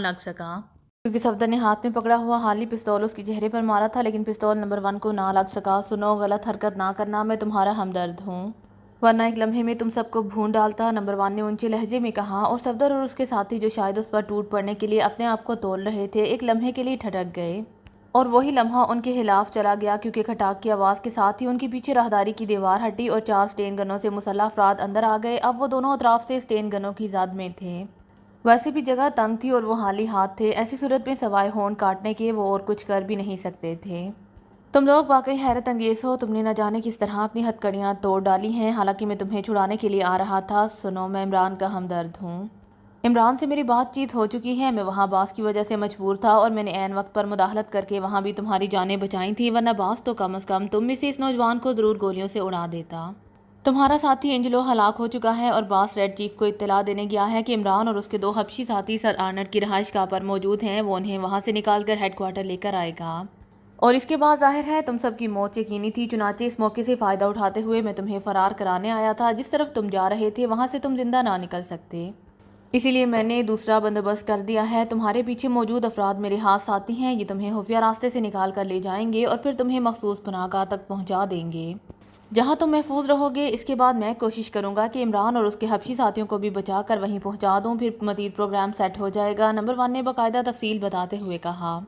لیکن ہمیں کیسے یقین آئے گا کہ تم ہمارے ہمدرد ہو؟ ایسا بھی تو ہو سکتا ہے کہ تم کسی خاص جگہ لے جا کر ہمیں بے بس کر دو، جولیا نے کہا۔ میں چاہتا تو تم سب کی لاشیں یہاں بھی گر سکتی تھی، تم خالی ہاتھ ہو اور میرے ہاتھ میں اسٹین گن ہے، باقی بات چیت تم عمران سے خود کر لینا، اسے بتا دینا کہ راک مین نے یہ کام کیا ہے، اور اب مزید دیر کی تو پھر معاملات میرے ہاتھ سے نکل بھی سکتے ہیں، نمبر 1 نے کہا، اور صفدر سر ہلاتا ہوا واپس مڑا، اس کے ساتھی بھی اس کے ساتھ ہی مڑ گئے۔ پیچھے کھڑے ہوئے اسٹین گن بردار ان کے مڑتے ہی مڑے اور پھر وہ دیوار میں موجود خلا کو پار کر کے ایک کمرے میں پہنچے۔ ان میں سے ایک نے فرش کے ایک کونے پر زور سے پیر مارا تو فرش کا ایک حصہ ایک طرف ہٹ گیا، وہاں سے سیڑھیاں نیچے جا رہی تھیں۔ اسٹین گن برداروں کی رہنمائی میں وہ سیڑھیاں اترتے ہوئے ایک پتلی سی سرنگ میں پہنچے، سرنگ کے اختتام پھر اوپر جاتی ہوئی سیڑھیوں پر ہوا۔ تھوڑی دیر بعد وہ ایک اور عمارت میں پہنچ گئے جہاں ایک بڑی سی ویگن موجود تھی، ویگن کی ڈرائیونگ سیٹ پر ایک باوردی ڈرائیور موجود تھا، جبکہ ویگن پر کسی لانڈری کا نام بڑے بڑے حروف میں لکھا ہوا تھا، انہیں پوائنٹ 4 پر پہنچا دو، احتیاط سے۔ ایک اسٹین گن بردار نے ڈرائیور سے مخاطب ہو کر تحکمانہ لہجے میں کہا اور ڈرائیور نے سر ہلا دیا۔ صفدر اور اس کے ساتھی ویگن میں سوار ہو گئے۔ یہ ایک اسٹین گن رکھ لیجئے، ہو سکتا ہے ضرورت پڑ جائے، ایک اسٹین گن بردار نے دروازے میں سے اسٹین گن صفدر کی طرف بڑھاتے ہوئے کہا، اور صفدر نے سر ہلاتے ہوئے اسٹین گن جھپٹ لی۔ اب انہیں اطمینان ہو گیا تھا کہ واقعی نمبر 1 ان سے ہمدردی کر رہا ہے، البتہ وہ یہ نہ جانتے تھے کہ اس کی ہمدردی کا مقصد کیا ہے۔ ویگن کا دروازہ باہر سے بند کر دیا گیا اور دوسرے لمحے ویگن تیزی سے حرکت میں آ گئی۔ وہ سب اپنی اپنی جگہ سوچ رہے تھے کہ عمران آخر کس قسم کا انسان ہے کہ دشمنوں میں بھی اپنے ہمدرد پیدا کر لیتا ہے۔ مارشل کا چہرہ جوش اور کامیابی کی شدت سے سرخ پڑ رہا تھا، اس کی آنکھوں کی چمک 2 گنا ہو گئی تھی اور دل بلیوں اچھل رہا تھا۔ اینڈرن بل کی اطلاع بالکل درست ثابت ہوئی تھی اور نمبر 1 کا مشورہ اس سے بھی کارآمد ثابت ہوا تھا۔ ہل پارک کی کوٹھی نمبر 717 کی نگرانی نے کام دکھا دیا تھا۔ اینجلو وہاں سے نکلا اور پھر اسے بڑی آسانی سے کور کر لیا گیا، لیکن وہ مزاحمت کرتے ہوئے مارا گیا۔ اس کے بعد وہاں سے 2 کاروں میں ایشیائی برآمد ہوئے اور محتاط انداز میں ان کا تعاقب کیا گیا اور پھر ان کی نئی رہائش گاہ ٹریس کر لی گئی۔ مارشل اپنے پورے سیکشن کو حرکت میں لے آیا تھا اور جب اسے اطلاع ملی کہ ان میں سے ایک نوجوان 2 حبشیوں سمیت کرائے کی کار میں باہر نکلا ہے تو ان کی نگرانی کا حکم دے دیا گیا اور خود وہ نمبر 1 کو ساتھ لے کر باقی افراد کی رہائش گاہ پر چڑھ دوڑا، کیونکہ اب یہ معاملات اس کی برداشت سے باہر ہو رہے تھے۔ البتہ نمبر 1 کا مشورہ اسے اچھا لگا تھا کہ ان ایشیائی افراد کو فوری طور پر ختم کرنے کی بجائے انہیں بے بس کر کے ہیڈ کوارٹر لایا جائے اور پھر انہیں زندہ حالت میں ریڈ چیف کے سامنے پیش کر دیا جائے تاکہ ریڈ چیف پوری طرح اپنی تسلی کر لے اور پھر اپنے ہاتھ سے ان کا خاتمہ کر دے۔ اس طرح مارشل کے کارنامے کی قدر اور زیادہ بڑھ جائے گی۔ چنانچہ نمبر 1 اور مارشل کے اس کوٹھی تک پہنچتے پہنچتے اس کے حکم پر سپر ایجنٹس نے ریڈ مکمل کر لیا اور وہاں موجود پاکیشیا سیکرٹ سروس کے سب افراد کو کلپ ہتھکڑیاں پہنا دی گئی تھیں۔ انہیں ہیڈ کوارٹر پہنچانے کا آرڈر دینے کے بعد مارشل نمبر 1 کو ہمراہ لیے ہل پارک کی کوٹھی کی طرف گیا۔ اس نے اپنے ایک سیکشن کو وہاں ریڈ کرنے کا حکم دیا تھا کیونکہ اس کے خیال کے مطابق وہ ڈیموکریٹک پارٹی کا خفیہ ہیڈ کوارٹر تھا، لیکن وہاں پہنچنے کے بعد اسے معلوم ہوا کہ وہ صرف عام سی رہائش گاہ تھی۔ البتہ وہاں سے 4 افراد انہوں نے زندہ گرفتار کر لیے تھے، باقی مقابلے میں مارے گئے تھے۔ مارشل نے انہیں چیکنگ پوائنٹ پر لے جانے کے احکامات صادر کر دیے تاکہ ان سے مزید پوچھ گچھ کرنے کے بعد ڈیموکریٹک پارٹی کے خلاف وسیع پیمانے پر ایکشن لیا جا سکے۔ اب میں ریڈ چیف کو اطلاع کر دوں، مارشل نے وہاں سے واپسی کے وقت اپنے محسوس کار چلاتے ہوئے کہا۔ میرے خیال میں اس ایشیائی نوجوان اور ان 2 حبشیوں کے متعلق جب تک صورتحال واضح نہ ہو جائے اس وقت ریڈ چیف کو اطلاع دی جائے تاکہ مشن مکمل طور پر مکمل ہو سکے۔ نمبر 1 نے جو پچھلی سیٹ پر بیٹھا ہوا تھا دبے لہجے میں کہا۔ اوہ ہاں، اسے تو میں بھول ہی گیا تھا، مارشل نے بری طرح چونکتے ہوئے کہا، اور پھر اس نے ڈیش بورڈ کے نچلے حصے میں نصب چھوٹا سا بٹن دبا دیا۔ دوسرے لمحے کار کے سپیڈو میٹر کے اندر ایک نقطہ تیزی سے جلنے بجھنے لگا۔ Hello Marshal, calling super 3، hello over. Marshal نے کار کی رفتار کم کر کے اسے ایک سائڈ پر روکتے ہوئے ڈیش بورڈ کی طرف بڑھتے ہوئے کہا۔ یس سپر 3 اٹینڈنگ اوور۔ چند لمحوں بعد ایک آواز ڈیش بورڈ سے ابھری۔ Report over. مارشل نے کہا، باس رولز رائس اس ایشیائی اور 2 حبشیوں کو لے کر سر آرنلڈ کی رہائش گاہ پر پہنچی ہے۔ وہ کسی پرنس کے روپ میں وہاں گئے ہیں اور اندر داخل ہو چکے ہیں۔ ہم ان کی واپسی کے منتظر ہیں، اوور۔ سپر 3 نے رپورٹ دیتے ہوئے کہا، سر آرنلڈ کی رہائش گاہ پر اور پرنس کے روپ میں احتیاط سے نگرانی کرنا، میں پھر تمہیں کانٹیکٹ کروں گا، اوور اینڈ آل۔ مارشل نے تیز لہجے میں کہا، اور ٹرانسمیٹر کا بٹن آف کر کے اس نے کار ایک جھٹکے سے آگے بڑھا دی۔ یہ یقیناً سر آرنلڈ ان لوگوں سے ملا ہوا ہوگا، ایسے ہی لوگ حکومتوں کے تختے الٹنے میں ملوث ہوتے ہیں، مارشل نے ہورن بیچتے ہوئے کہا۔ یہ بات نہیں باس، سر آرنلڈ کے متعلق تو عام افواہ ہے کہ وہی دراصل ریڈ چیف ہے۔ میرا خیال ہے کہ یہ ایشیائی نوجوان سر آرنلڈ کو کسی طرح دھوکہ دینے گیا ہوگا، ہو سکتا ہے وہ اسے قتل کرنے گیا ہو، یا پھر یہ ہو سکتا ہے کہ وہ سر آرنلڈ کو پکڑ کر اس پر تشدد کر کے ریڈ چیف کے متعلق معلومات حاصل کرنا چاہتا ہو، نمبر 1 نے کہا۔ واقعی تمہاری بات درست ہے، میں نے بھی یہ افواہ سنی تھی، لیکن مجھے اس پر یقین نہیں ہے۔ میں سر آرنلڈ سے ملا ہوں، اس میں ریڈ چیف والی کوئی بات نہیں، یہ محض افواہ ہی ہے۔ البتہ سر آرنلڈ بے حد اہم آدمی ہے، ہو سکتا ہے اسے پکڑ کر حکومت کو یا ریڈ چیف کو بلیک میل کرنا چاہتے ہوں۔ سر آرنلڈ کو بچانا ضروری ہے، مارشل نے کہا، اور پھر تھوڑی دیر بعد اس نے ہیڈ کوارٹر کے سامنے کار روک دی۔ نمبر 1 تم جا کر ان ایشیائیوں کا خیال رکھو، ریڈ چیف کو اطلاع دے کر میں اس پرنس کا بندوبست کرتا ہوں، مارشل نے کہا، اور نمبر 1 سر ہلاتا ہوا کار سے اتر کر ہیڈ کوارٹر کے مین گیٹ میں داخل ہو گیا۔ مارشل نے تیزی سے کار آگے بڑھائی اور پھر مختلف سڑکوں پر گھومتا ہوا وہ پرانے قلعے کے قریب بنی ہوئی خاکی رنگ کی عمارت کے گیٹ پر پہنچ گیا، جس پر قالینوں کی درآمد برآمد کا کاروبار کرنے والی کمرشل کمپنی کا بڑا سا بورڈ موجود تھا۔ یہ ریڈ آرمی کا ہیڈ کوارٹر تھا۔ مارشل نے کار مخصوص جگہ پر کھڑی کی اور تیزی سے ایک کمرے کی طرف بڑھ گیا۔ چونکہ وہاں موجود عملہ اس کی اصل حیثیت سے واقف تھا، اسی لیے اسے کسی نے نہ روکا۔ کمرے میں داخل ہوتے ہی مارشل میز پر پڑے ہوئے ٹیلی فون کی طرف بڑھا۔ کمرہ آفس کے انداز میں سجا ہوا تھا اور کئی افراد وہاں بیٹھے آفس ورک کر رہے تھے، لیکن یہ سب لوگ ریڈ آرمی کے مخصوص افراد تھے۔ مارشل کے میز کے قریب آتے ہی ایک نوجوان نے تیزی سے اٹھ کر کرسی خالی کر دی۔ مارشل نے ٹیلی فون سیٹ اپنی طرف کھسکایا اور پھر اس کا ریسیور اٹھا کر نمبر ڈائل کرنے شروع کر دیے۔ نمبر ڈائل کر کے اس نے ہاتھ بڑھا کر کریڈل دبا دیا اور ایک بار پھر نمبر ڈائل کرنے لگا۔ گھنٹی کی آواز سنتے ہی اس نے ایک بار پھر کریڈل دبا دیا اور ایک بار پھر مختلف نمبر گھمائے۔ یہ ٹیلی فون مخصوص انداز میں کام کرتا تھا اور اس طریقے سے ریڈ چیف اگر موجود نہ ہوتا تو پیغام ٹیپ ہو جاتا اور پھر کمپیوٹر کی مدد سے یہ پیغام فوری طور پر جہاں بھی ریڈ چیف موجود ہوتا اس تک پہنچا دیا جاتا۔ یہ رابطہ قائم ہوتے ہی ایک مشینی آواز نکلی، Marshal calling red chief. Marshal نے کہا، یس کمپیوٹر سروس پلیز۔ وہی مشینی آواز دوبارہ ابھری، پیغام ٹیپ کرو، ایمرجنسی پیغام۔ مارشل نے کہا، ایمرجنسی لائن کلیئر ہے، ٹیپ کرائیں پیغام۔ دوسری طرف سے ایک کلک کی آواز ابھرنے کے بعد وہی مشینی آواز ابھری اور مارشل نے ایشیائی پرنس اور اس کے 2 حبشی ساتھیوں کے سر آرنلڈ کی رہائش گاہ پر موجودگی کی اطلاع کے ساتھ ساتھ یہ بھی بتا دیا کہ ڈی پی کا سربراہ اینجلو مارا گیا ہے اور اس ایشیائی کے باقی ساتھی گرفتار ہو چکے ہیں۔ تمہیں واپس کہاں کانٹیکٹ کیا جائے؟ مشینی آواز نے پوچھا۔ سپر ہیڈ کوارٹر، مارشل نے کہا، اور دوسری طرف سے اوکے کی آواز سنتے ہی اس نے کریڈل دبا دیا اور پھر تیز تیز قدم اٹھاتا وہ کمرے سے نکل کر اپنی کار کی طرف بڑھ گیا۔ اب وہ جلد از جلد اپنے ہیڈ کوارٹر پہنچنا چاہتا تھا۔ عمران، جوزف اور جوانا کو اسٹین گنوں کے سائے میں مختلف راہداریوں سے گزار کر ایک کھلی جگہ لے آیا گیا جہاں ایک بند باڈی ویگن نما کھڑی تھی۔ اس کا پچھلا دروازہ اس انداز میں بنایا گیا تھا جیسے کسی سیف کا ہوتا ہے۔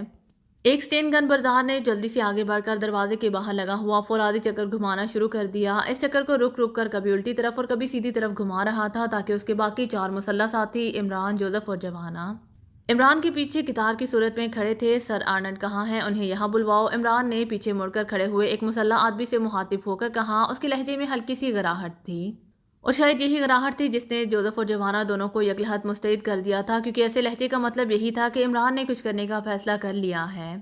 شٹ اپ، وہ یہاں نہیں آ سکتے، اسٹین گن بردار نے سخت لہجے میں جواب دیتے ہوئے کہا۔ اگر وہ یہاں نہیں آ سکتے تو ہمیں وہاں لے چلو، میرا ان سے ملنا ضروری ہے۔ عمران کا لہجہ پہلے کی طرح سنجیدہ تھا۔ میں کہتا ہوں زبان بند کرو، اسی اسٹین گن بردار نے بڑے غصیلے انداز میں آگے بڑھتے ہوئے کہا، اور یہی حرکت اس کی غلطی تھی کیونکہ اسٹین گن کو تانے جیسے ہی وہ آگے بڑھا، عمران نے بجلی کی سی تیزی سے حرکت کی اور دوسرے لمحے اس کے دونوں ہاتھ گن کی نال پر تھے، اور پھر اس سے پہلے کہ گن بردار سنبھلتا، عمران نے دونوں ہاتھوں کو پوری قوت سے افقی رخ پر حرکت دی اور گن بردار جو اسٹین گن کے دستے کو مضبوطی سے پکڑے کھڑا تھا، یوں چلا جیسے اس نے ورلڈ ریکارڈ توڑنے کے لیے ہائی جمپ لگایا ہو، اور وہ عمران کے سر کے اوپر سے ہوتا ہوا پوری قوت سے بند باڈی کے ٹرک سے جا ٹکرایا۔ عمران اسے اچھالتے ہی وہ تیزی سے نیچے ہوا تھا، اور پھر جیسے ہی اسٹین گن بردار کے ہاتھ سے اسٹین گن کا دستہ چھوٹا، عمران نے بجلی کی سی تیزی سے گن کو سیدھا کیا، لیکن اس سے پہلے کہ وہ اسے استعمال کرنے کی حالت میں آتا، اچانک دوسرے اسٹین گن برداروں نے بھی فائر کھول دیا، اور ظاہر ہے اس وقت ان کا نشانہ عمران ہی تھا، لیکن عمران کو اس رد عمل کی توقع پہلے ہی تھی، اسی لیے وہ نیچے جھکا تھا تاکہ اس پر فائر کرنے والے اپنی گنوں کا رخ نیچے کی طرف کریں، اور وہی ہوا۔ عمران نیچے ہوتے ہی پوری قوت سے اوپر کو اچھلا، اور عین اسی لمحے گولیاں اس کے نیچے سے نکلتی چلی گئیں، لیکن عمران نے اوپر کو اچھل کر واپس اسی جگہ آنے کی بجائے ایک پر چھلانگ لگا دی، اور وہ کسی پرندے کی طرح تیرتا ہوا ایک اسٹین گن بردار کے سینے سے جا ٹکرایا۔ اسٹین گن بردار نے تیزی سے اپنے رخ موڑے، مگر دوسرے لمحے دو چیخیں بلند ہوئیں اور آدمی چیختے ہوئے اچھل کر پشت کے بال زمین پر گرے۔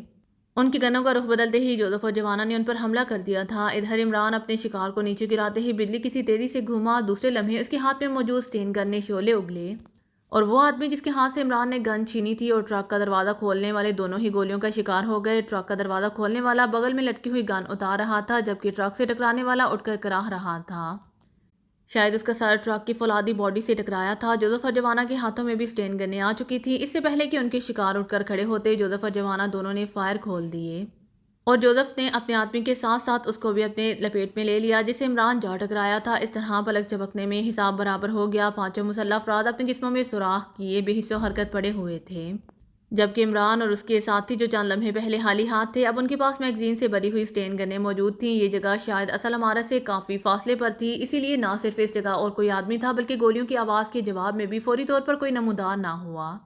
چلو ٹرک میں بیٹھو، جلدی کرو ورنہ یہاں موجود فوج ہم پر ٹوٹ پڑے گی، عمران نے تیز لہجے میں کہا، اور خود دوڑ کر اس نے ڈرائیونگ سیٹ کا دروازہ کھولا اور اچھل کر سیٹ پر بیٹھ گیا۔ جوزف اور جوانا پچھلی طرف جانے کی بجائے دوسری طرف سے گھوم کر سائیڈ والی سیٹ پر بیٹھ گئے، اور عمران نے ایک جھٹکے سے ٹرک آگے بڑھا دیا۔ جس طرح رخ کے ٹرک کھڑا تھا اسی طرح بجری کی سڑک گھوم کر ایک بڑے سے پھاٹک کی طرف جا رہی تھی۔ عمران نے ہنسی تیز رفتاری سے ٹرک چلاتے ہوئے پھاٹک کا رخ کیا۔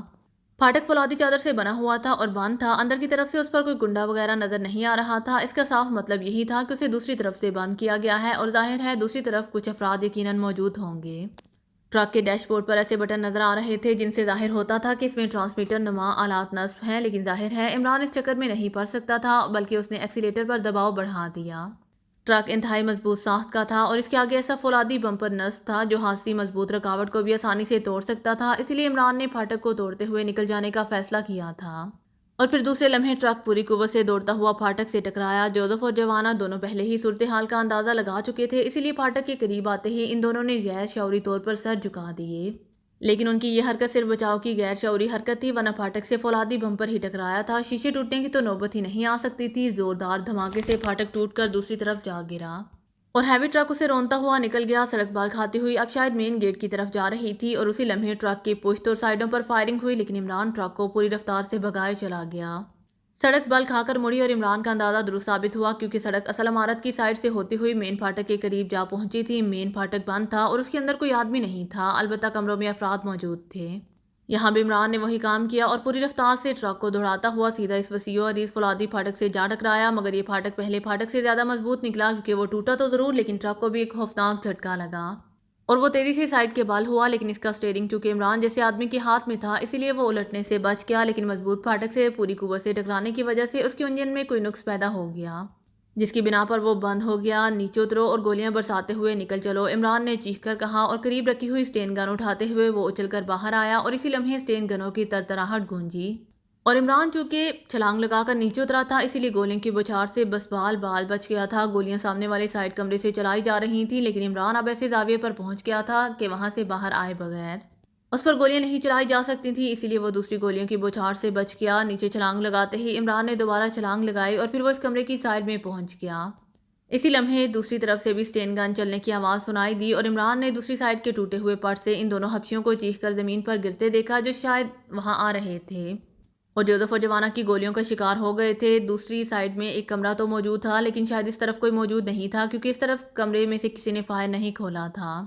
ادھر عمران جیسے ہی سائڈ میں ہوا، ایک سایہ تیزی سے کمرے کے دروازے سے برآمد ہوا۔ اس کے ہاتھ میں بھی اسٹین گن تھی، لیکن جیسے ہی وہ کمرے سے باہر نکلا، عمران کی اسٹین گن سے نکلنے والی گولیوں نے اسے چاٹ لیا۔ دوسرے لمحے عمران تیزی سے آگے بڑھا اور پھر اس نے دروازے کی سائڈ میں رک کر اسٹین گن کا رخ دروازے کے اندر کر کے فائر کھول دیا اور اسے گھمانے لگا، لیکن اندر سے کوئی چیخ نہ ابھری۔ وہ چل کر سامنے آ گیا، کمرہ خالی پڑا ہوا تھا۔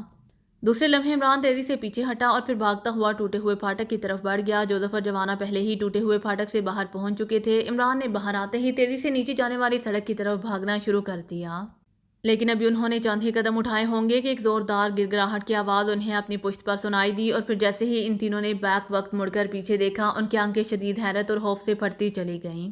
وہ دیو ہیکل فولادی ٹرک پوری قوت سے دوڑتا ہوا ان کے سروں پر پہنچ چکا تھا، جو کہ پھاٹک سے سڑک ڈھلوان کی صورت میں نیچے جا رہی تھی، اسی لیے ٹرک پوری رفتار سے آ رہا تھا۔ عمران اور اس کے ساتھیوں نے پلک جھپکنے میں سائڈوں میں چھلانگیں لگائیں اور وہ سینے کے بال اڑتے ہوئے پتھریلی زمین پر جا گرے، اور ان کی چھلانگوں نے ان کی جانیں بچا دیں۔ ٹرک اسی طرح رفتار سے دوڑتا ہوا سیدھا ڈھلوان میں اترتا چلا گیا اور پھر ذرا آگے سڑک کا موڑ آ گیا، لیکن ٹرک اسی طرح پوری رفتار سے دوڑتا ہوا سامنے موجود ایک مضبوط چٹان سے پوری قوت سے ٹکرایا اور پھر کلا بازیاں کھاتا ہوا بال کھاتے ہوئی سڑک پر گرتا چلا گیا۔ تھوڑی دیر بعد ایک دھماکہ ہوا اور پھر انہیں نیچے آ کے شعلے بلند ہوتے دکھائی دیے۔ عمران، جوزف اور جوانا طویل سانس لیتے ہوئے اٹھ کھڑے ہوئے۔ ان کے چہروں اور ہاتھوں پر ہانسی خراشیاں آئی تھیں، کپڑے بھی پھٹ گئے تھے۔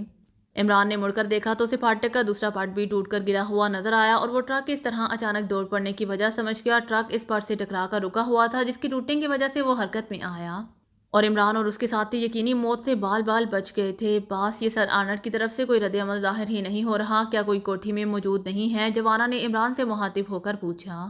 میرا خیال ہے اصل عمارت چونکہ کافی فاصلے پر ہے، اسی لیے وہ فوراً صورتحال کو پوری طرح نہیں سمجھ سکے۔ بہرحال اب یہاں سے فوراً نکل چلنا چاہیے، لیکن ٹھہرو، اس طرح تو ہم اونچی جگہ سے آسانی سے نشانہ بن سکتے ہیں۔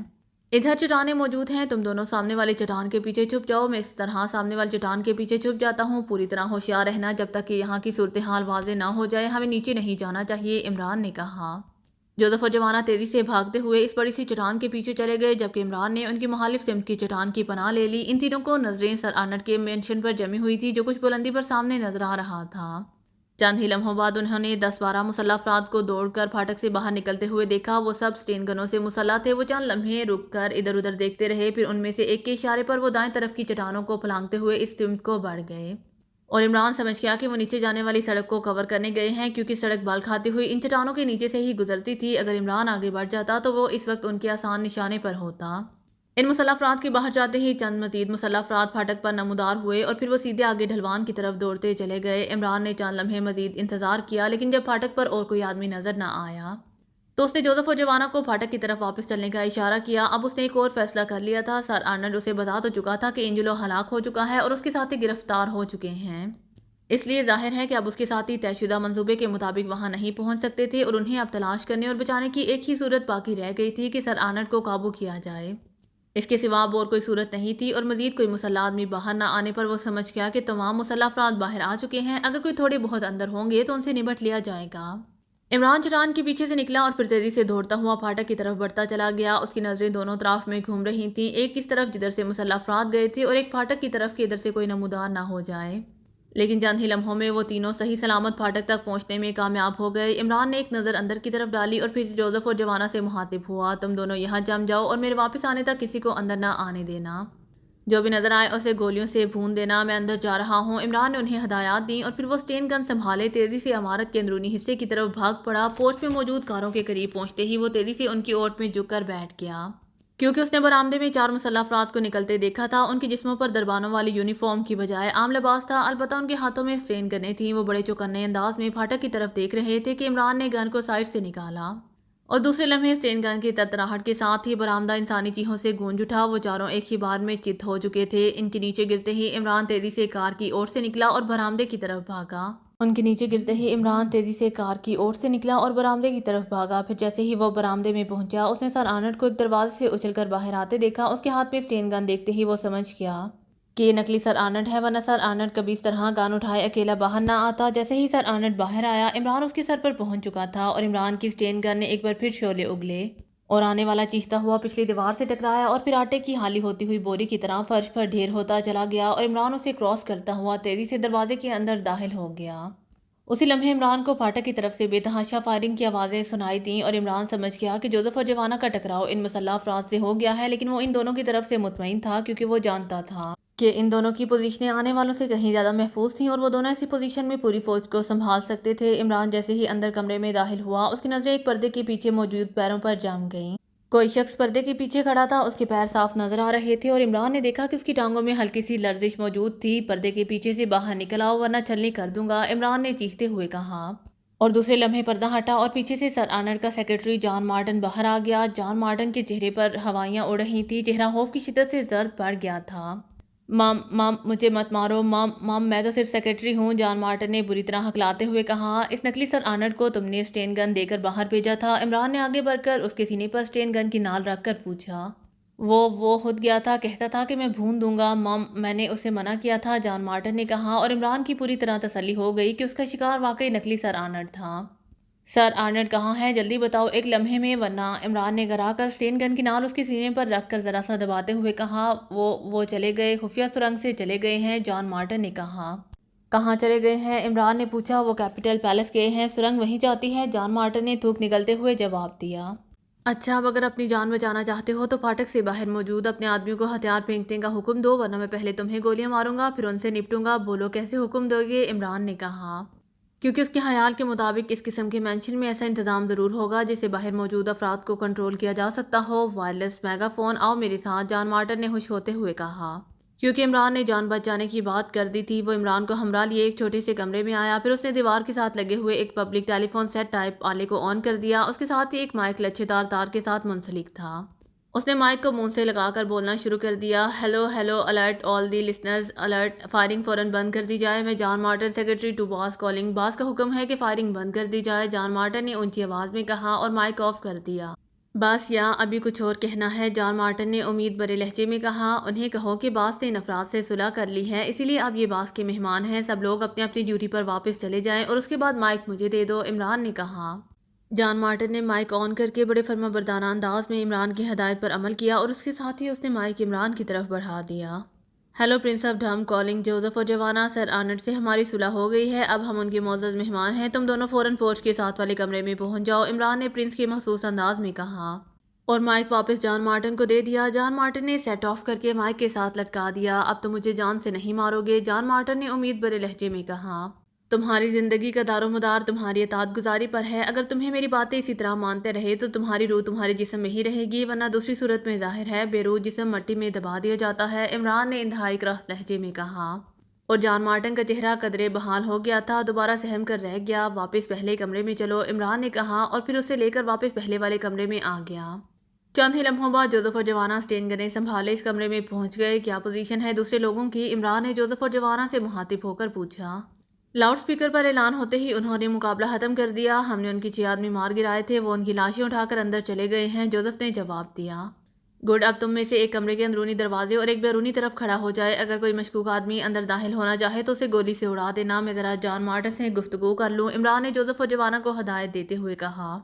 اور ان دونوں نے اس کی ہدایت کے مطابق ٹارگٹ کور کر لیے۔ دیکھو جان مارٹن، میرے پاس ضائع کرنے کے لیے وقت نہیں ہے اور میں وقت ضائع کرنے سے گولی ضائع کرنا زیادہ بہتر سمجھتا ہوں۔ اب میں تم سے ایک سوال پوچھوں گا جس کا جواب مجھے معلوم بھی ہے، اگر تم نے صحیح جواب دیا تو میں سمجھوں گا کہ تم میرے ساتھ تعاون کر رہے ہو، ورنہ دوسری صورت میں میری انگلی بات کرے گی اور تمہاری روح حرکت میں آ جائے گی، عمران نے انتہائی سنجیدہ لہجے میں کہا۔ پاپ پوچھو، اگر مجھے معلوم ہوگا تو میں سچ بتاؤں گا، میں تم سے کچھ نہیں چھپاؤں گا، بس میری جان بخش دو، میرے چھوٹے چھوٹے بچے ہیں، جان مارٹن نے رو دینے والے انداز میں کہا، لہجہ بے حد منت بھرا تھا۔ بتاؤ کیا سر آرنلڈ ہی ریڈ آرمی کا ریڈ چیف ہے؟ عمران نے جان مارٹن کی آنکھوں میں آنکھیں ڈالتے ہوئے کہا، ساتھ ہی اس نے اسٹین گن کے ٹریگر پر جمی ہوئی انگلی کو یوں حرکت دی جیسے ٹریگر دبانے کے لیے اسے سیٹ کر رہا ہو۔ جان مارٹن کی آنکھوں میں ایک لمحے کے لیے تذبذب کے آثار پیدا ہو گئے، مگر دوسرے لمحے وہ اسپاٹ ہو گئیں۔ ہاں یہ درست ہے، سر آرنلڈ ہی ریڈ چیف ہے، جان مارٹن نے اسپاٹ لہجے میں جواب دیا۔ گڈ، تم نے درست بتا کر اپنی جان بچا لی ہے، اب یہ بتاؤ کہ کیپٹل پیلس کہاں ہے اور اس کی کیا اہمیت ہے؟ عمران نے پوچھا۔ میری جان بخش دو گے، وعدہ کرو، جان مارٹن نے چلاتے ہوئے کہا۔ پرنس نے کبھی وعدہ خلافی نہیں کی، جان مارٹن اس بات کو لکھ لو اور بولو جلدی کرو، میں نے پہلے ہی کہا ہے کہ میں وقت ضائع نہیں کر سکتا، عمران نے کرخت لہجے میں کہا۔ مام مجھے یقین ہے کیپٹل پیلس کوڈ میں ریڈ آرمی کے ہیڈ کوارٹر کو کہتے ہیں، یہاں سے ایک سرنگ سیدھی وہاں جاتی ہے، یہ اسپیشل وے ہے جو صرف سر آرنلڈ ہی استعمال کرتے ہیں، جان مارٹن نے کہا۔ کیا تم کبھی ان کے ساتھ گئے ہو؟ عمران نے پوچھا۔ ہاں کئی بار گیا ہوں، میں ان کے پاس 20 سال سے ملازم ہوں، وہ مجھ پر مکمل اعتماد کرتے ہیں، مگر مجھے اپنی جان زیادہ پیاری ہے، جان مارٹن نے کہا۔ کیا تم ان کے ساتھ یہاں سے بات کر سکتے ہو؟ عمران نے پوچھا۔ ہاں خصوصی فون پر بات ہو سکتی ہے، جان مارٹن نے جواب دیتے ہوئے کہا۔ تو سنو، تم سر آرنلڈ سے بات کرو اور اسے بتاؤ کہ پرنس اور اس کے ساتھیوں کو مار گرایا ہے اور وہ فوراً یہاں پہنچ جائے، عمران نے کہا۔ لیکن وہ تو تم لوگوں کا انتظار کیپٹل پیلس میں کر رہا ہوگا، اس نے اپنے آدمیوں کو یہی حکم دیا تھا اور پھر خود اس وقت سرنگ کے ذریعے چلا گیا تھا، اسے تو ساری گڑبڑ کا علم ہی نہیں ہے، جان مارٹن نے کہا، اور عمران نے ایک طویل سانس لیا۔ اب وہ سمجھا تھا کہ آخر اس کے خلاف کارروائی میں اتنی دیر کیوں ہوئی تھی۔ تو تم کارروائی کے انچارج تھے، تم نے بات نہیں کی، عمران نے کہا۔ میں نہیں، وہ نقلی سر آرنلڈ تھا، سر آرنلڈ کی عدم موجودگی میں وہاں کا انچارج اس کے پاس ہوتا ہے، وہ باقاعدہ سر آرنلڈ بن کر یہاں بیٹھتا ہے اور سر آرنلڈ نے حکم دے رکھا ہے کہ سوائے کسی خاص ایمرجنسی سے اس سے کیپٹل پیلس میں بات نہ کی جائے۔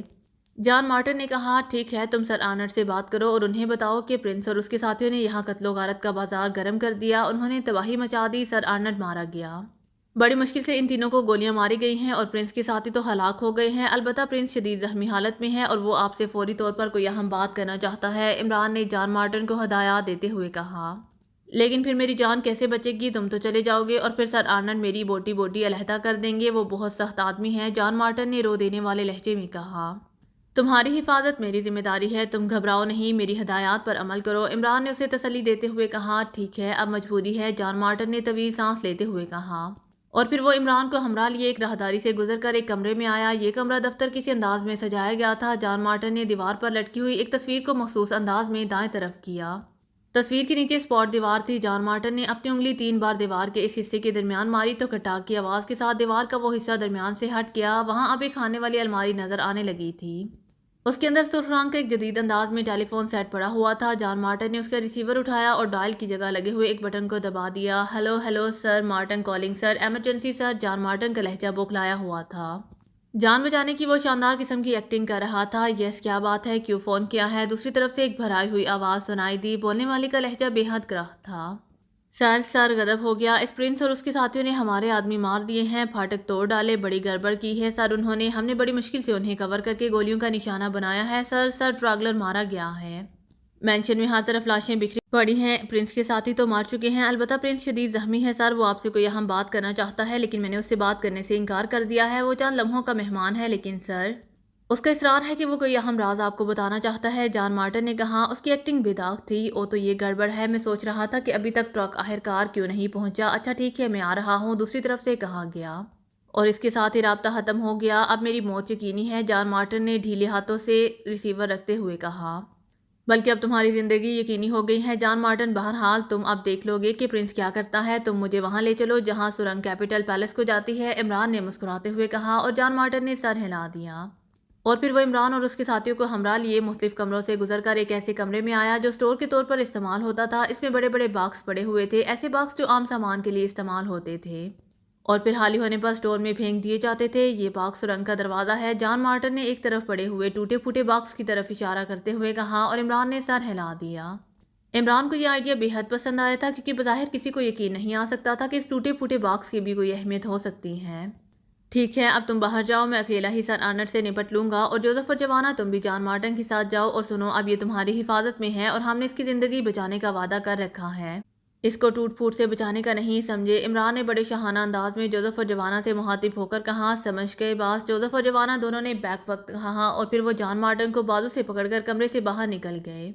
عمران ایک بڑے باکس کی سائڈ میں کھڑا ہو گیا، اس کے ہاتھ میں اسٹین گن موجود تھی اور اس کی نظریں اس ٹوٹے پھوٹے باکس پر جمی ہوئی تھیں۔ تقریباً 5 منٹ بعد ہلکا سا کھٹکا ہوا اور باکس کی ایک سائڈ کسی دروازے کی طرح کھلتی چلی گئی، دوسرے لمحے سر آرنلڈ اس دروازے سے نمودار ہوا، اس کے چہرے پر سرخ رنگ کا نقاب تھا جو انہوں نے باہر نکلتے ہی اتار کر کوٹ کی جیب میں رکھ لیا، اور پھر دروازے کی طرف بڑھنے کے لیے انہوں نے پہلا قدم اٹھایا ہی تھا۔ خوش آمدید سر آرنلڈ اور فریڈ چیف، اچانک عمران کی آواز سنائی دی، اور دوسرے لمحے عمران اسٹین گن اٹھائے آرٹ سے نکل کر سامنے آ گیا۔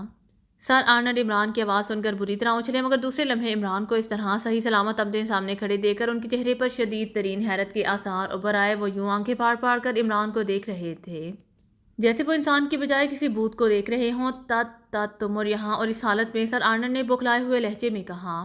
میں نے سوچا کہ آپ ریڈ آرمی کے چیف ہیں، اسی لیے آپ کے استقبال کے لیے ہمیں خود جانا چاہیے۔ بہرحال آپ کی ایک سرکاری بات ہے اور ہم تو ہمیشہ سرکار کے خادم رہے ہیں، عمران نے مسکراتے ہوئے کہا۔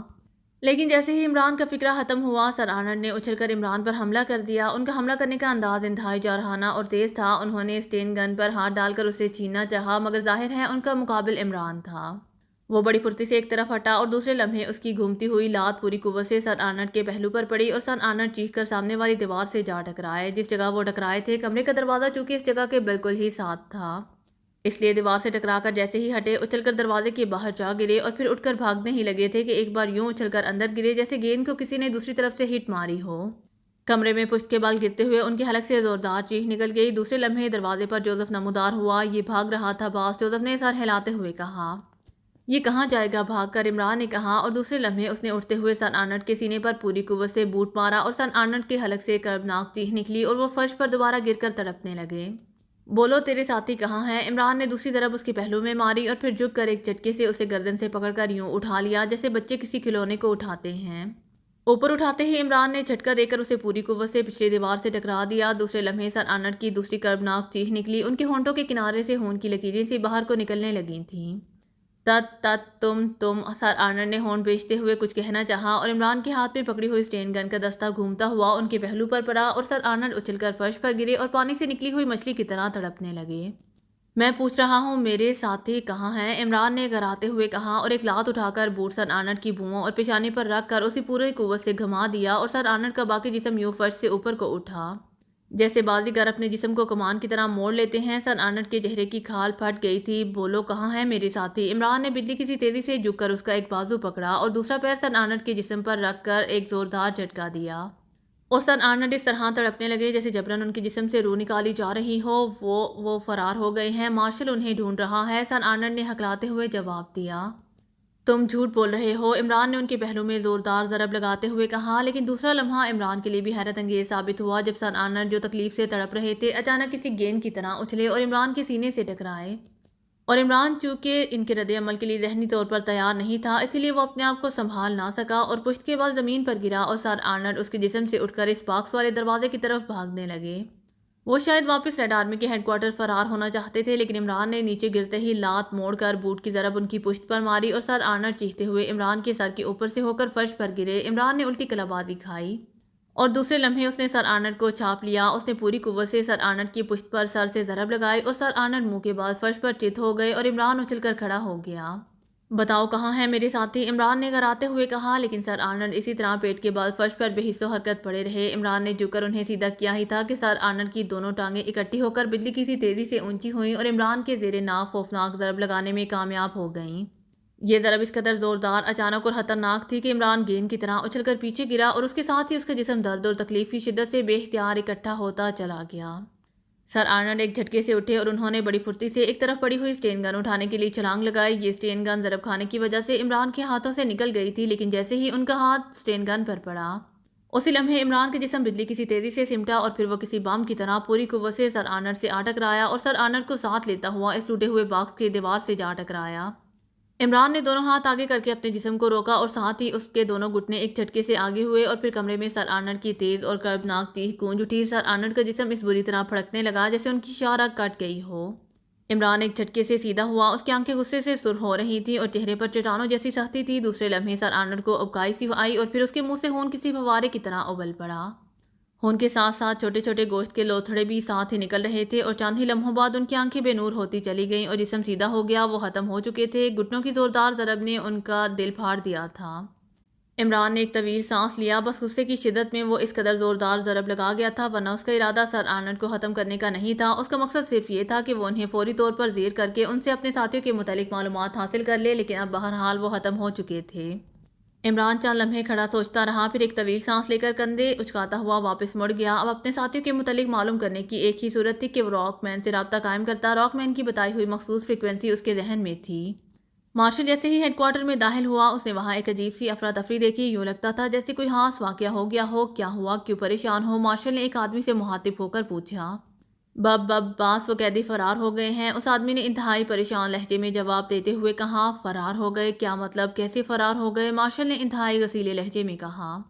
बास नाकाबिले यकीन बात है, कैदियों के हाथ लोहे की हथकड़ियों से उनकी पुश्त पर बंधे हुए थे और वो ब्लैक रूम में बंद थे। फौलादी दरवाज़ा बाहर से बंद था, राहदारी का दरवाज़ा दूसरी तरफ से लॉक था।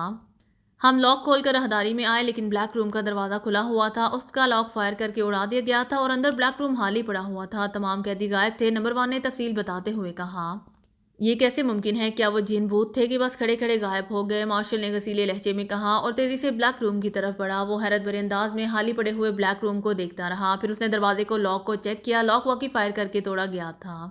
बासी अलमारी का कोना चमक रहा है, यूं लगता है जैसे यहाँ पर किसी लोहे की चीज को रगड़ा गया है। नंबर 1 ने एक दीवार में मौजूद अलमारी के फौलादी फ्रेम की तरफ इशारा करते हुए कहा और मार्शल तेजी से इस फ्रेम की तरफ बढ़ गया। वाकई बाकी फ्रेम की निस्बत एक साइड बहुत चमक रही थी। ओ, इसका मतलब है कि उन्होंने अपनी हथकड़ियां इस फ्रेम से रगड़ कर तोड़ी हैं। मार्शल ने होंठ भेजते हुए कहा, लेकिन सर उनके हाथ तो पुश्त पर बंधे हुए थे। नंबर 1 ने कहा, हाँ वाकई इंतहाई जहानत, महारत और जहानत का काम है ये। मुझसे गलती हुई, उन्हें जिंदा रखकर इन लोगों को फौरी तौर पर गोली मार देनी चाहिए थी। लेकिन ये लोग कहाँ गए हैं? ओ, कहीं ये खुफिया सुरंग से तो नहीं निकल गए? मार्शल ने चौंकते हुए कहा। खुफिया सुरंग? ओ मगर बास वो तो बंद है। नंबर 1 ने चौंकते हुए कहा। वो दूसरी तरफ से भी बंद हो सकती है, मार्शल ने सर हिलाते हुए कहा और फिर वो दौड़ता हुआ ब्लैक रूम से निकलकर राहदारी में आया और स्पॉट दीवार की तरफ बढ़ गया। उसने एक जगह पैर मारकर इस दीवार को खोला और उसे क्रॉस करके कमरे में पहुंच गया। उसने कमरे का फर्श एक तरफ हटाया और सीढ़ियां उतरता चला गया। नंबर 1 उसके पीछे था। सीढ़ियों के इख्तिताम पर सुरंग थी। मार्शल और नंबर 1 तेज तेज कदम उठाते सुरंग के इख्तिताम पर पहुंचे, जहां सीढ़ियां ऊपर को जा रही थीं और सीढ़ियों के इख्तिताम पर मौजूद दरवाज़ा अंदर से बंद था।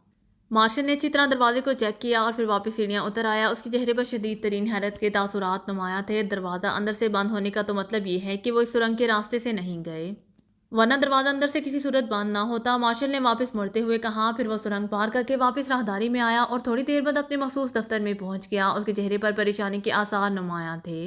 नंबर 1, तुम अपने आदमी लेकर इमारत को बाहर से चेक करो। जाहिर है वो कहीं ना कहीं से ज़रूर निकले होंगे, इनके कदमों के निशानात वगैरह, और हो सकता है कि कहीं सेफ्टी बैरर टूटा हुआ मिल जाए। मार्शल ने नंबर 1 से मुखातिब होकर कहा।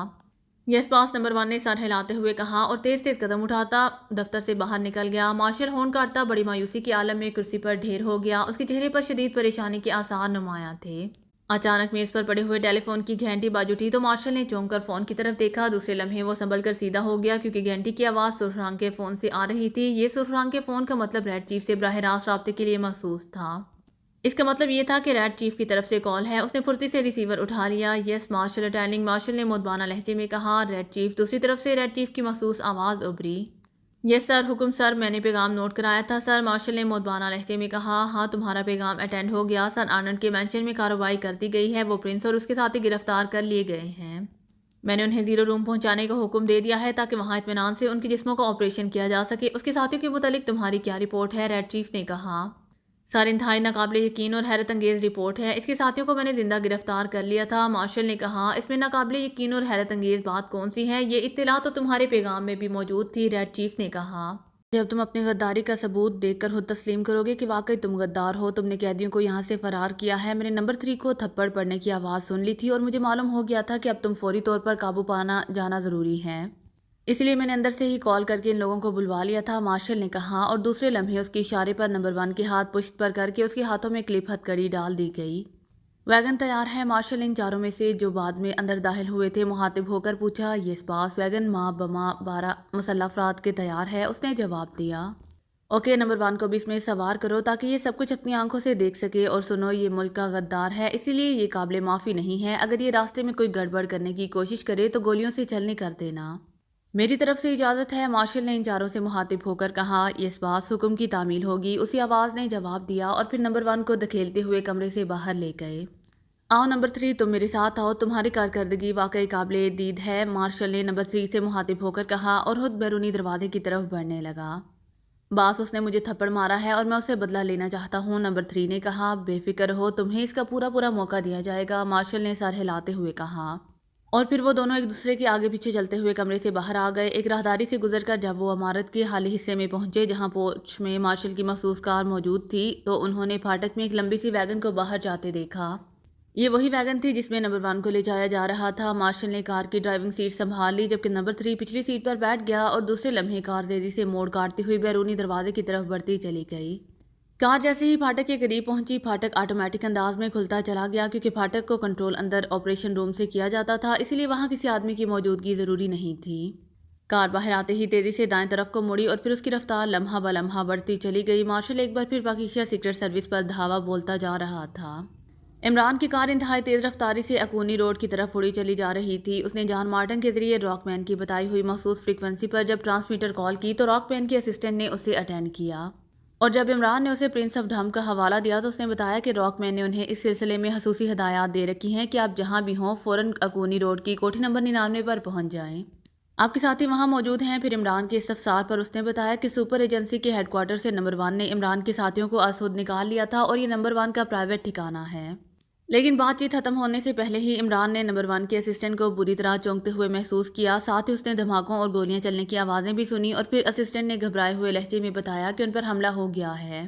چنانچہ عمران نے فوری طور پر وہاں جانے کا فیصلہ کر لیا۔ جان مارٹن کو وہیں چھوڑ دیا گیا۔ اس نے جان مارٹن کو ہدایت دے دی کہ وہ یہی کرے گا کہ عمارت پر کچھ مسلح افراد نے حملہ کر دیا تھا اور تباہی مچا دی، اور سر آرنلڈ اس ہنگامے میں مارے گئے۔ اس کے بعد عمران جوزف اور جوانا کے ہمراہ لیے رولز رائس کار میں واپس ہو گیا۔ اس نے جان مارٹن سے اکونی روڈ کا محل وقوع معلوم کر لیا تھا۔ اب اس کی کار پوری رفتار سے اکونی روڈ کی طرف اڑی چلی جا رہی تھی۔ نمبر 1 کے پرائیویٹ اڈے پر اچانک اور بھرپور حملے نے اس کے ذہن کے مطابق صورتحال کو گھمبیر بنا دیا تھا، اور وہ فوری طور پر وہاں پہنچنا چاہتا تھا۔ مختلف سڑکوں سے گزرنے کے بعد جب وہ اکونی روڈ پر پہنچا تو اس نے کار کی رفتار آہستہ کر دی، اور پھر اس نے روڈ پر ہو کا عالم دیکھا۔ وہاں کسی قسم کی ٹریفک موجود نہیں تھی، البتہ ایک طرف چند پولیس کاریں روڈ بلاک کیے کھڑی تھیں۔ دھماکے اور فائرنگ کی آوازیں ابھی دور سے سنائی دے رہی تھیں۔ عمران کی کار کو بھی پولیس نے روک لیا۔ کیا بات ہے؟ عمران نے تلخ لہجے میں کار روکنے والے پولیس آفیسر سے مخاطب ہو کر پوچھا۔ ادھر ریڈ آرمی کا آپریشن جاری ہے، مجرموں سے مقابلہ ہو رہا ہے، آپ ادھر نہیں جا سکتے، پولیس آفیسر نے کہا۔ تم اندھے ہو کر ریڈ آرمی کو ہی روک رہے ہو، میں ریڈ آرمی کا چیف ہوں، عمران نے کرخت لہجے میں کہا، اور ریڈ آرمی کے چیف کا نام سنتے ہی پولیس آفیسر یوں جھٹکا کھا کر پیچھے کو ہٹا جیسے اسے ہزاروں وولٹیج کا کرنٹ لگ گیا ہو، اور عمران ایک جھٹکے سے کار آگے بڑھا دی۔ تھوڑی ہی دور جانے کے بعد اس نے ایک چھوٹی سی عمارت کے ساتھ ایک لمبی سی ویگن کو کھڑی ہوئے دیکھا، ایک کار بھی موجود تھی، اور پھر اس نے ایک نوجوان کو ایک دیوار کی اوٹ سے ہاتھ اٹھا کر اشارہ کرتے دیکھ لیا، اور پھر اس سے پہلے کہ عمران کی کار قریب پہنچتی اس نے 4 مسلح افراد کو ادھر ادھر سے نکل کر دوڑ کر اس عمارت کی طرف دوڑتے ہوئے دیکھا۔ ان کا انداز بتا رہا تھا کہ وہ اب اس عمارت پر بلائنڈ ریڈ کرنا چاہتے ہیں، یعنی اندھا حملہ۔ عمران نے تیزی سے دروازہ کھولا اور دوسرے لمحے وہ اسٹین گن اٹھائے باہر نکلا۔ پھر اس سے پہلے کہ وہ 4 مسلح افراد کوٹھی کے قریب پہنچتے عمران نے فائر کھول دیا، اور دوسرے لمحے وہ چاروں گیند کی طرح اچھلتے ہوئے زمین پر منہ کے بال گرتے چلے گئے۔ فائر کرتے ہی وہ تیزی سے اچھلا اور چھلانگ لگا کر اپنی کار کی دوسری طرف اوٹ میں ہو گیا، اور اس کی اس چھلانگ نے اس کی جان بچا لی کیونکہ دیوار کی اوٹ سے اس پر فائر کھولا گیا تھا اور گولیاں کار کی مضبوط باڈی سے ٹکرا گئی تھیں۔ جوزف اور جوانا نے عقل مندی کا مظاہرہ کیا تھا، اور عمران کو فائر کرتے دیکھ کر وہ اس طرف سے نکلنے کی بجائے دوسری طرف سے نکلے تھے۔ ان کے ہاتھوں میں بھی اسٹین گنیں تھیں۔ تم اس دیوار کے پیچھے موجود نوجوان کا خیال رکھو، میں اس کی پشت پر جاتا ہوں، عمران نے کہا، اور اس کے ساتھ ہی اس نے زور سے چھلانگ لگائی، اور پھر بجلی کی سی تیزی سے دوڑتا ہوا وہ اس لمبی سی ویگن کی اوٹ میں پہنچ گیا۔ اسی لمحے دونوں طرف سے فائرنگ کا شور بھرپا ہوا۔ ایک طرف سے جوزف اور جوانا نے فائر کیا تھا، جبکہ دوسری طرف سے دیوار کی اوٹ میں سے کسی نے فائرنگ کی تھی، لیکن ایک بھی گولی عمران کو نہ چھو سکی۔ ویگن کی اوٹ میں سے ہوتا ہوا وہ تیزی سے سائڈ گلی میں گھس گیا، لیکن دوسرے لمحے اسے بڑی پھرتی سے ایک بڑے ڈرام کی اوٹ لینی پڑی کیونکہ اس نے 3 مسلح افراد کو گلی کے موڑ سے نمودار ہوتے دیکھ لیا تھا۔ عمران نے بڑے کوڑے کرکٹ کے ڈرام کی آڑ میں ہوتے ہی فائر کھول دیا، اور وہ تینوں جو بے تحاشا دوڑے چلے آ رہے تھے قطار میں پڑی ہوئی اینٹوں کی طرح ایک دوسرے کے اوپر ڈھیر ہوتے چلے گئے۔ ان کے نیچے گرتے ہی عمران ڈرام کی آڑ سے نکلا اور تیزی سے گلی کے اس موڑ کی طرف بھاگا۔ موڑ کے قریب پہنچتے ہی وہ ٹھٹک کر رک گیا کیونکہ اس نے عمارت کی پشت پر موجود 2 افراد کو کوٹھی کی کھڑکیوں پر فائر کرتے دیکھ لیا تھا۔ یہ دونوں افراد ستونوں کی اوٹ میں کھڑے تھے۔ عمران نے اسٹین گن کا زاویہ ذرا ترچھا کیا اور ایک بار پھر ٹریگر دبا دیا، اور ستونوں کی آڑ میں موجود ایک آدمی اچھل کر پہلو کے بل گرا۔ گولیاں اسے چاٹ چکی تھیں۔ اسی لمحے دوسرا تیزی سے عمران کی طرف بڑھا۔ وہ عمران کے نشانے پر تھا، لیکن اسی لمحے عمارت کی چھت سے فائرنگ ہوئی اور دوسرے آدمی کے حلق سے چیخ نکلی اور وہ زمین پر جا گرا۔ عمران صاحب! چھت پر سے صفدر کی چیختی ہوئی آواز سنائی دی۔ عمران نے چونک کر دیکھا۔ اس نے چھت پر صفدر کا اٹھا ہوا سر دیکھ لیا۔ صفدر نے عمران کو دیکھ لیا تھا، اسی لیے ان کے حوصلے بلند ہو گئے تھے۔ عمران سر ہلاتا ہوا آگے دوڑتا چلا گیا۔ عمارت کے سامنے والے رخ سے اب بھی وقفے وقفے سے فائرنگ کی آوازیں سنائی دے رہی تھیں۔ عمران دراصل اس عمارت کی پشت سے گھوم کر اس دیوار کی دوسری طرف سے جا نکلنا چاہتا تھا، اور پھر اس کا ٹکراؤ اور کسی آدمی سے نہ ہوا۔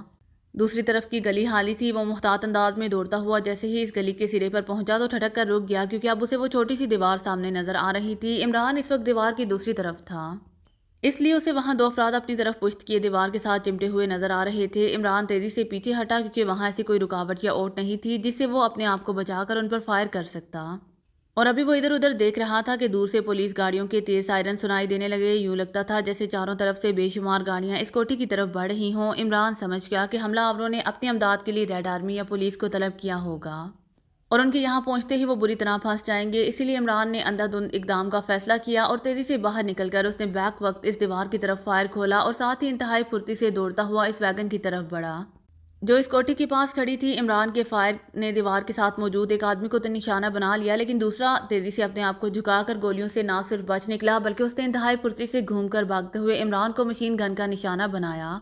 लेकिन उससे थोड़ी सी गलती हो गई। वो जोश में सीधा हुआ और उसका सर और गर्दन दीवार से दूसरी तरफ नजर आने लग गई और यही उसके लिए बदकिस्मती का बायस बन गया। उसने इमरान पर जो फायर खोला वो तो इमरान ही अपनी बेपनाह फुर्ती से बचा गया, लेकिन कार की ओर से जोसेफ और जवाना की फायरिंग ने उसकी खोपड़ी को हजारों हिस्सों में तकसीम कर दिया और इमरान बिजली की सी तेजी से भागता हुआ इस वैगन की ओट में आ गया। प्रिंस प्रिंस मैं रॉकमैन हूँ। अचानक वैगन की खुली खिड़की से एक चीखती हुई आवाज़ सुनाई थी और इमरान ये आवाज़ सुनते ही उछल पड़ा। उसने बड़ी फुर्ती से वैगन का दरवाज़ा खोला तो उसने रॉकमैन यानी नंबर 1 को सीट के नीचे बैठे हुए देखा। उसके पैर सीट के साथ एक आहनी जंजीर से बंधे हुए थे। इमरान ने बड़ी फुर्ती से स्टेन गन की नाल इस आहनी हल्के पर रखी और फायर खोल दिया। धमाके हुए और जंजीर के परहचे उड़ गए। मुझे कोठी में ले चलो, रेड आर्मी आ रही है, रॉकमैन ने कहा और तेजी से उठकर बाहर को लपका। उसके हाथ पुश्त पर बंधे हुए थे। जोसेफ और जवाना भी भागकर वहां पहुंच चुके थे क्योंकि अब दीवार की तरफ से कोई फायरिंग नहीं हो रही थी। अलबत्ता पुलिस गाड़ियों के सायरन अब इतने नजदीक आ चुके थे कि उनकी आवाजें कान फाड़ रही थीं। जैसे ही रॉकमैन नीचे उतरा, कोठी का फाटक खुला और फिर रॉकमैन के 2 मुसल्लह आदमी तेजी से बाहर निकले और उन्होंने फुर्ती से रॉकमैन को उठाया और कोठी के अंदर भाग गए। अब सुर्ख रंग की गाड़ियों का एक सैलाब सा चारों तरफ से कोठी की तरफ उमड़ता नजर आने लग गया था। सब लोग अंदर आ जाएं, फाटक बंद कर दो, रेड आर्मी को रोको। अंदर जाते ही रॉकमैन ने चीख चीख कर कहा और उसके अहकाम पर बिजली की सी तेजी से अमल दरामद शुरू हो गया। इमरान के साथी भी अब अंदर से निकलकर बाहर आ गए थे। जोसेफ, जवाना और इमरान के अंदर आते ही फाटक बंद कर दिया गया और रॉकमैन के एक साथी ने चीख चीख कर रेड आर्मी को रोकने के अहकाम देने शुरू कर दिए। आओ मेरे साथ, जल्दी करो प्रिंस, रॉकमैन ने चीख कर कहा और इसी तरह बंधे हुए हाथों से इमारत के अंदर दौड़ने लगा। इमारत की छत से अब बाहर जमा होने वाली रेड आर्मी पर मुसलसल और बेतहाशा फायरिंग शुरू हो गई। मेरे हाथ खोलो जल्दी, रॉकमैन ने चीखकर कहा और बरामदे में मौजूद उसके चारों आदमियों ने बड़ी फुर्ती से रिवॉल्वर निकालकर उसकी क्लिप हथकड़ी के जोड़ पर उसकी नाल रखी और फायर खोल दिया। रॉकमैन के जिस्म को एक झटका लगा और दूसरे लम्हे उसके हाथ आज़ाद हो गए। वो दौड़ता हुआ एक कमरे में दाखिल हुआ। उसने इंतहाई तेजी से मेज़ की दराज खोली और उसमें से एक सुर्ख रंग का छोटा सा ट्रांसमीटर निकालकर उसके कोने में मौजूद बटन दबा दिया। ट्रांसमीटर से तेज सीटी की आवाज़ निकली। चंद लम्हों बाद एक तेज़ आवाज़ सुनाई दी। Hello hello 11:30 attending emergency call over. बोलने वाले का लहजा बेहद तेज़ और क्रख्त था। Red chief number 2 calling you over. रॉकमैन ने उससे भी ज़्यादा क्रख्त लहजे में कहा। Yes sir over. इस बार दूसरी तरफ से बोलने वाले का लहजा यकलहत मौतबाना हो गया। तुम किसके हुक्म से अकूनी रोड की कोठी नंबर 99 पर रेड कर रहे हो? जवाब दो ओवर, रॉकमैन ने चीखते हुए कहा। ओ सर, सुपर एजेंट मार्शल ने टॉप इमरजेंसी कॉल की थी कि रेड चीफ का हुक्म है कि फुल फोर्स रेड करना है। हम यहाँ पहुंचे हैं सर। तो यहाँ सुपर एजेंट मार्शल से भी राब्ता नहीं हो सका। अलबत्ता इधर उधर कई लाशें बिखरी पड़ी हैं और इमारत के अंदर से ज़बरदस्त मुज़ाहमत हो रही है। हम सेकंड कॉल के मुंतज़िर हैं। रेड चीफ टॉप इमरजेंसी का कोई जवाब नहीं दे रहे ओवर। दूसरी तरफ से रिपोर्ट देते हुए कहा गया। फ़ौरन वापस चले जाओ, ये कॉल गलतफहमी की बिना पर हुई है। ये इमारत रेड आर्मी की स्पेशल एजेंसी की है। फ़ौरन वापस चले जाओ ओवर, रॉकमैन ने तेज़ लहजे में कहा। ओ बेहतर सर, ठीक है सर। इन लाशों का क्या होगा सर? ओवर, दूसरी तरफ से पूछा गया। तुम्हें इनसे कोई सरोकार नहीं, ये स्पेशल एजेंसी का मसला है। You go back at once over and all, रॉकमैन ने इंतहाई क्रख्त लहजे में कहा और ट्रांसमीटर ऑफ कर दिया। फायरिंग रोक दो और जब रेड आर्मी वापस चली जाए तो बाहर मौजूद लाशें उठा लाओ और रेड आर्मी का खसूसी निशान फाटक पर लगा दो ताकि मजीद कोई कार्रवाई ना हो। रॉकमैन ने ट्रांसमीटर बंद करते ही चीखकर अपने आदमियों से कहा जो बड़े मुतबाना अंदाज में कमरे में खड़े थे और इसका हुक्म मिलते ही वो तेजी से बाहर को दौड़े। आप बड़े वक्त पर आए हैं प्रिंस, लेकिन आपके मुतालिक तो मालूम हुआ था कि सर आर्नल्ड ने आपको कवर कर लिया है और रेड चीफ को न जाने क्या हुआ कि वो 11:30 की टॉप इमरजेंसी कॉल का जवाब ना दे रहा है, वरना ऐसे हालात में वो बेहद मुस्तैद रहता है। रॉकमैन ने उलझे हुए लहजे में इमरान से मुखातिब होकर कहा, तुम्हारा रेड चीफ खत्म हो चुका है। सर आर्नल्ड और रेड चीफ एक ही शख्सियत के 2 नाम थे। इस वक्त उसकी लाश उसके तबाहशुदा मैंशन में पड़ी है और उसकी सेक्रेटरी जॉन मार्टन ने शायद अब तक सर आर्नल्ड की डाकुओं के हाथों मौत की इत्तला पुलिस को दे दी होगी, इमरान ने मुस्कुराते हुए कहा। और इमरान की बात सुनते ही रॉकमैन यूं उछला जैसे उसके पैरों तले बम फट पड़ा हो। क्या वाकई प्रिंस रेड चीफ खत्म हो चुका है? रॉकमैन ने बौखलाए हुए लहजे में कहा। मैं अपने हाथों से उसकी रूह को आलिम बाला की तरफ परवाज करा कर आया हूँ, इमरान ने संजीदा लहजे में कहा। और फिर फौरन मुझे जाना होगा प्रिंस, आप यहाँ मुतमईन रहें, अब यहाँ कोई नहीं आएगा।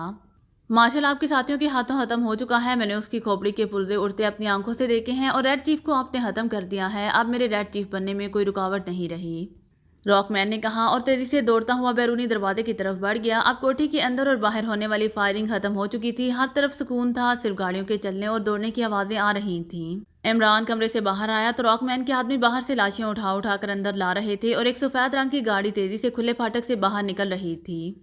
تم لوگ منصوبے کے مطابق مینشن پہنچے ہی نہیں، میں وہاں انتظار کرتا رہا کہ چلو میری ٹیم بھی اپنی حسرت نکال لے، اور پھر مجبوراً مجھے خود ہی اپنی اور تم سب کی حسرت نکالنی پڑی۔ عمران نے اپنے ارد گرد اکٹھے ہونے والے ساتھیوں سے مخاطب ہو کر طنزیہ لہجے میں کہا، اور جولیا اور تنویر کے علاوہ باقی افراد نے بے اختیار سر جھکا لیے۔ میں تو مس جولیا کی وجہ سے مجبور ہو گیا تھا، ورنہ میں ایک ایک کو دیکھ لیتا، تنویر نے منہ بناتے ہوئے کہا، اسی لیے تو میں کہتا ہوں کہ عشق کی پٹی اتار دو تاکہ تمہیں ایک ایک نظر آ جائے، اس طرح تو ایک بھی نظر نہیں آ سکتا۔ عمران نے منہ بناتے ہوئے کہا، اور اس کے اس فکرے پر جولیا بھی ہنس پڑی، ایک ہی نظر آتی رہے تو کافی ہے عمران صاحب، صفدر نے لقمہ دیا اور عمران اس کے اس چبھتے ہوئے خوبصورت سے فکرے پر کھلکھلا کر ہنس پڑا۔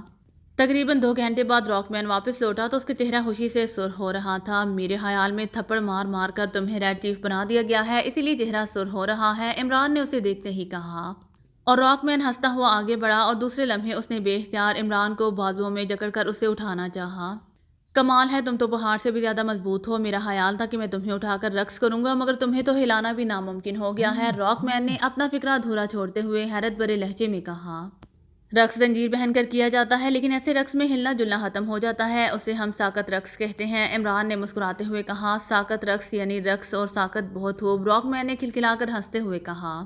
تم نے میرے سوال کا جواب نہیں دیا، کتنے تھپڑوں کے بعد کام ہوا ہے، عمران نے معصوم سے لہجے میں کہا۔ تھپڑ بس وہی کافی رہا جو تم نے مارا تھا، راک مین کو آج تک یہ غلط فہمی رہی تھی کہ اسے کوئی لڑائی بھڑائی میں شکست نہیں دے سکتا، لیکن زندگی میں پہلی بار پتہ چلا کہ تم جیسے لوگ بھی اس جہاں میں موجود ہیں جو راک مین کو اتنی آسانی سے بے بس کر دیتے ہیں۔ میں تمہاری عظمت کو سلام کرتا ہوں پرنس، راک مین نے اس پر انتہائی سنجیدہ لہجے میں کہا۔ وعلیکم السلام، اور سناؤ خیریت ہے، بال بچے راضی ہیں، عمران نے جواب دیا اور راک مین کے کہکہے سے کمرہ گونج اٹھا۔ بالکل راضی ہیں پرنس، میں ریڈ چیف بن گیا ہوں، ہنگامی میٹنگ کال ہوئی اور پھر متفقہ طور پر مجھے ریڈ چیف منتخب کر لیا گیا ہے، یہ دیکھو میرا اعزاز، راک مین نے مسکراتے ہوئے کہا اور اپنی سیدھی کلائی پر سے آستین سرکا دی تو اس پر سرخ رنگ کی ایک چھوٹی سی مہر کھدی ہوئی نظر آنے لگی۔ عمران پہلے ایسی مہر سر آرنلڈ کی کلائی پر دیکھ چکا تھا۔ پھر مبارک ہو، اب ہمیں یہ بتاؤ کہ ہمارے ملک کے خلاف مشن کے لیے کب آدمی بھیج رہے ہو، عمران نے سر ہلاتے ہوئے کہا۔ پرنس، میں شاید ساری عمر بھی کوششیں کرتا رہتا تو یہ سیٹ حاصل نہ کر سکتا، ریڈ چیف کا خاتمہ تم جیسے افراد ہی کر سکتے ہیں، بہرحال میں تو اور کچھ کر نہیں سکتا، صرف اتنا کہتا ہوں کہ کاسٹریا کی ریڈ آرمی کا چیف یعنی ریڈ آرمی کا چیف آج سے پرنس کا غلام ہے، اور اگر پاکیشا سیکرٹ سروس کا چیف مجھے یہ اعزاز دے دے کہ وہ مجھے کاسٹریا میں اپنا نمائندہ بنا لے تو میں ہمیشہ مشکور رہوں گا، راک مین نے انتہائی پرخلوص لہجے میں کہا۔ وہ ضرورت سے کچھ زیادہ ہی ممنون احسان ہو گیا تھا۔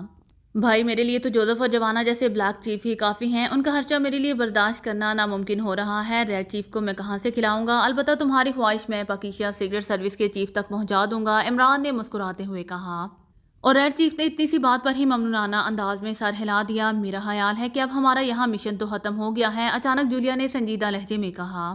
مشن کیسے ختم ہو گیا ہے مس جولیا، تنویر بیچارہ ویسے کا ویسا کنوارا اور تم بھی ویسے کی ویسی ہی مس جولیا، عمران نے لفظ مس پر زور دیتے ہوئے کہا اور جولیا کا ہاتھ بے اختیار اپنے پیر کی طرف بڑھا۔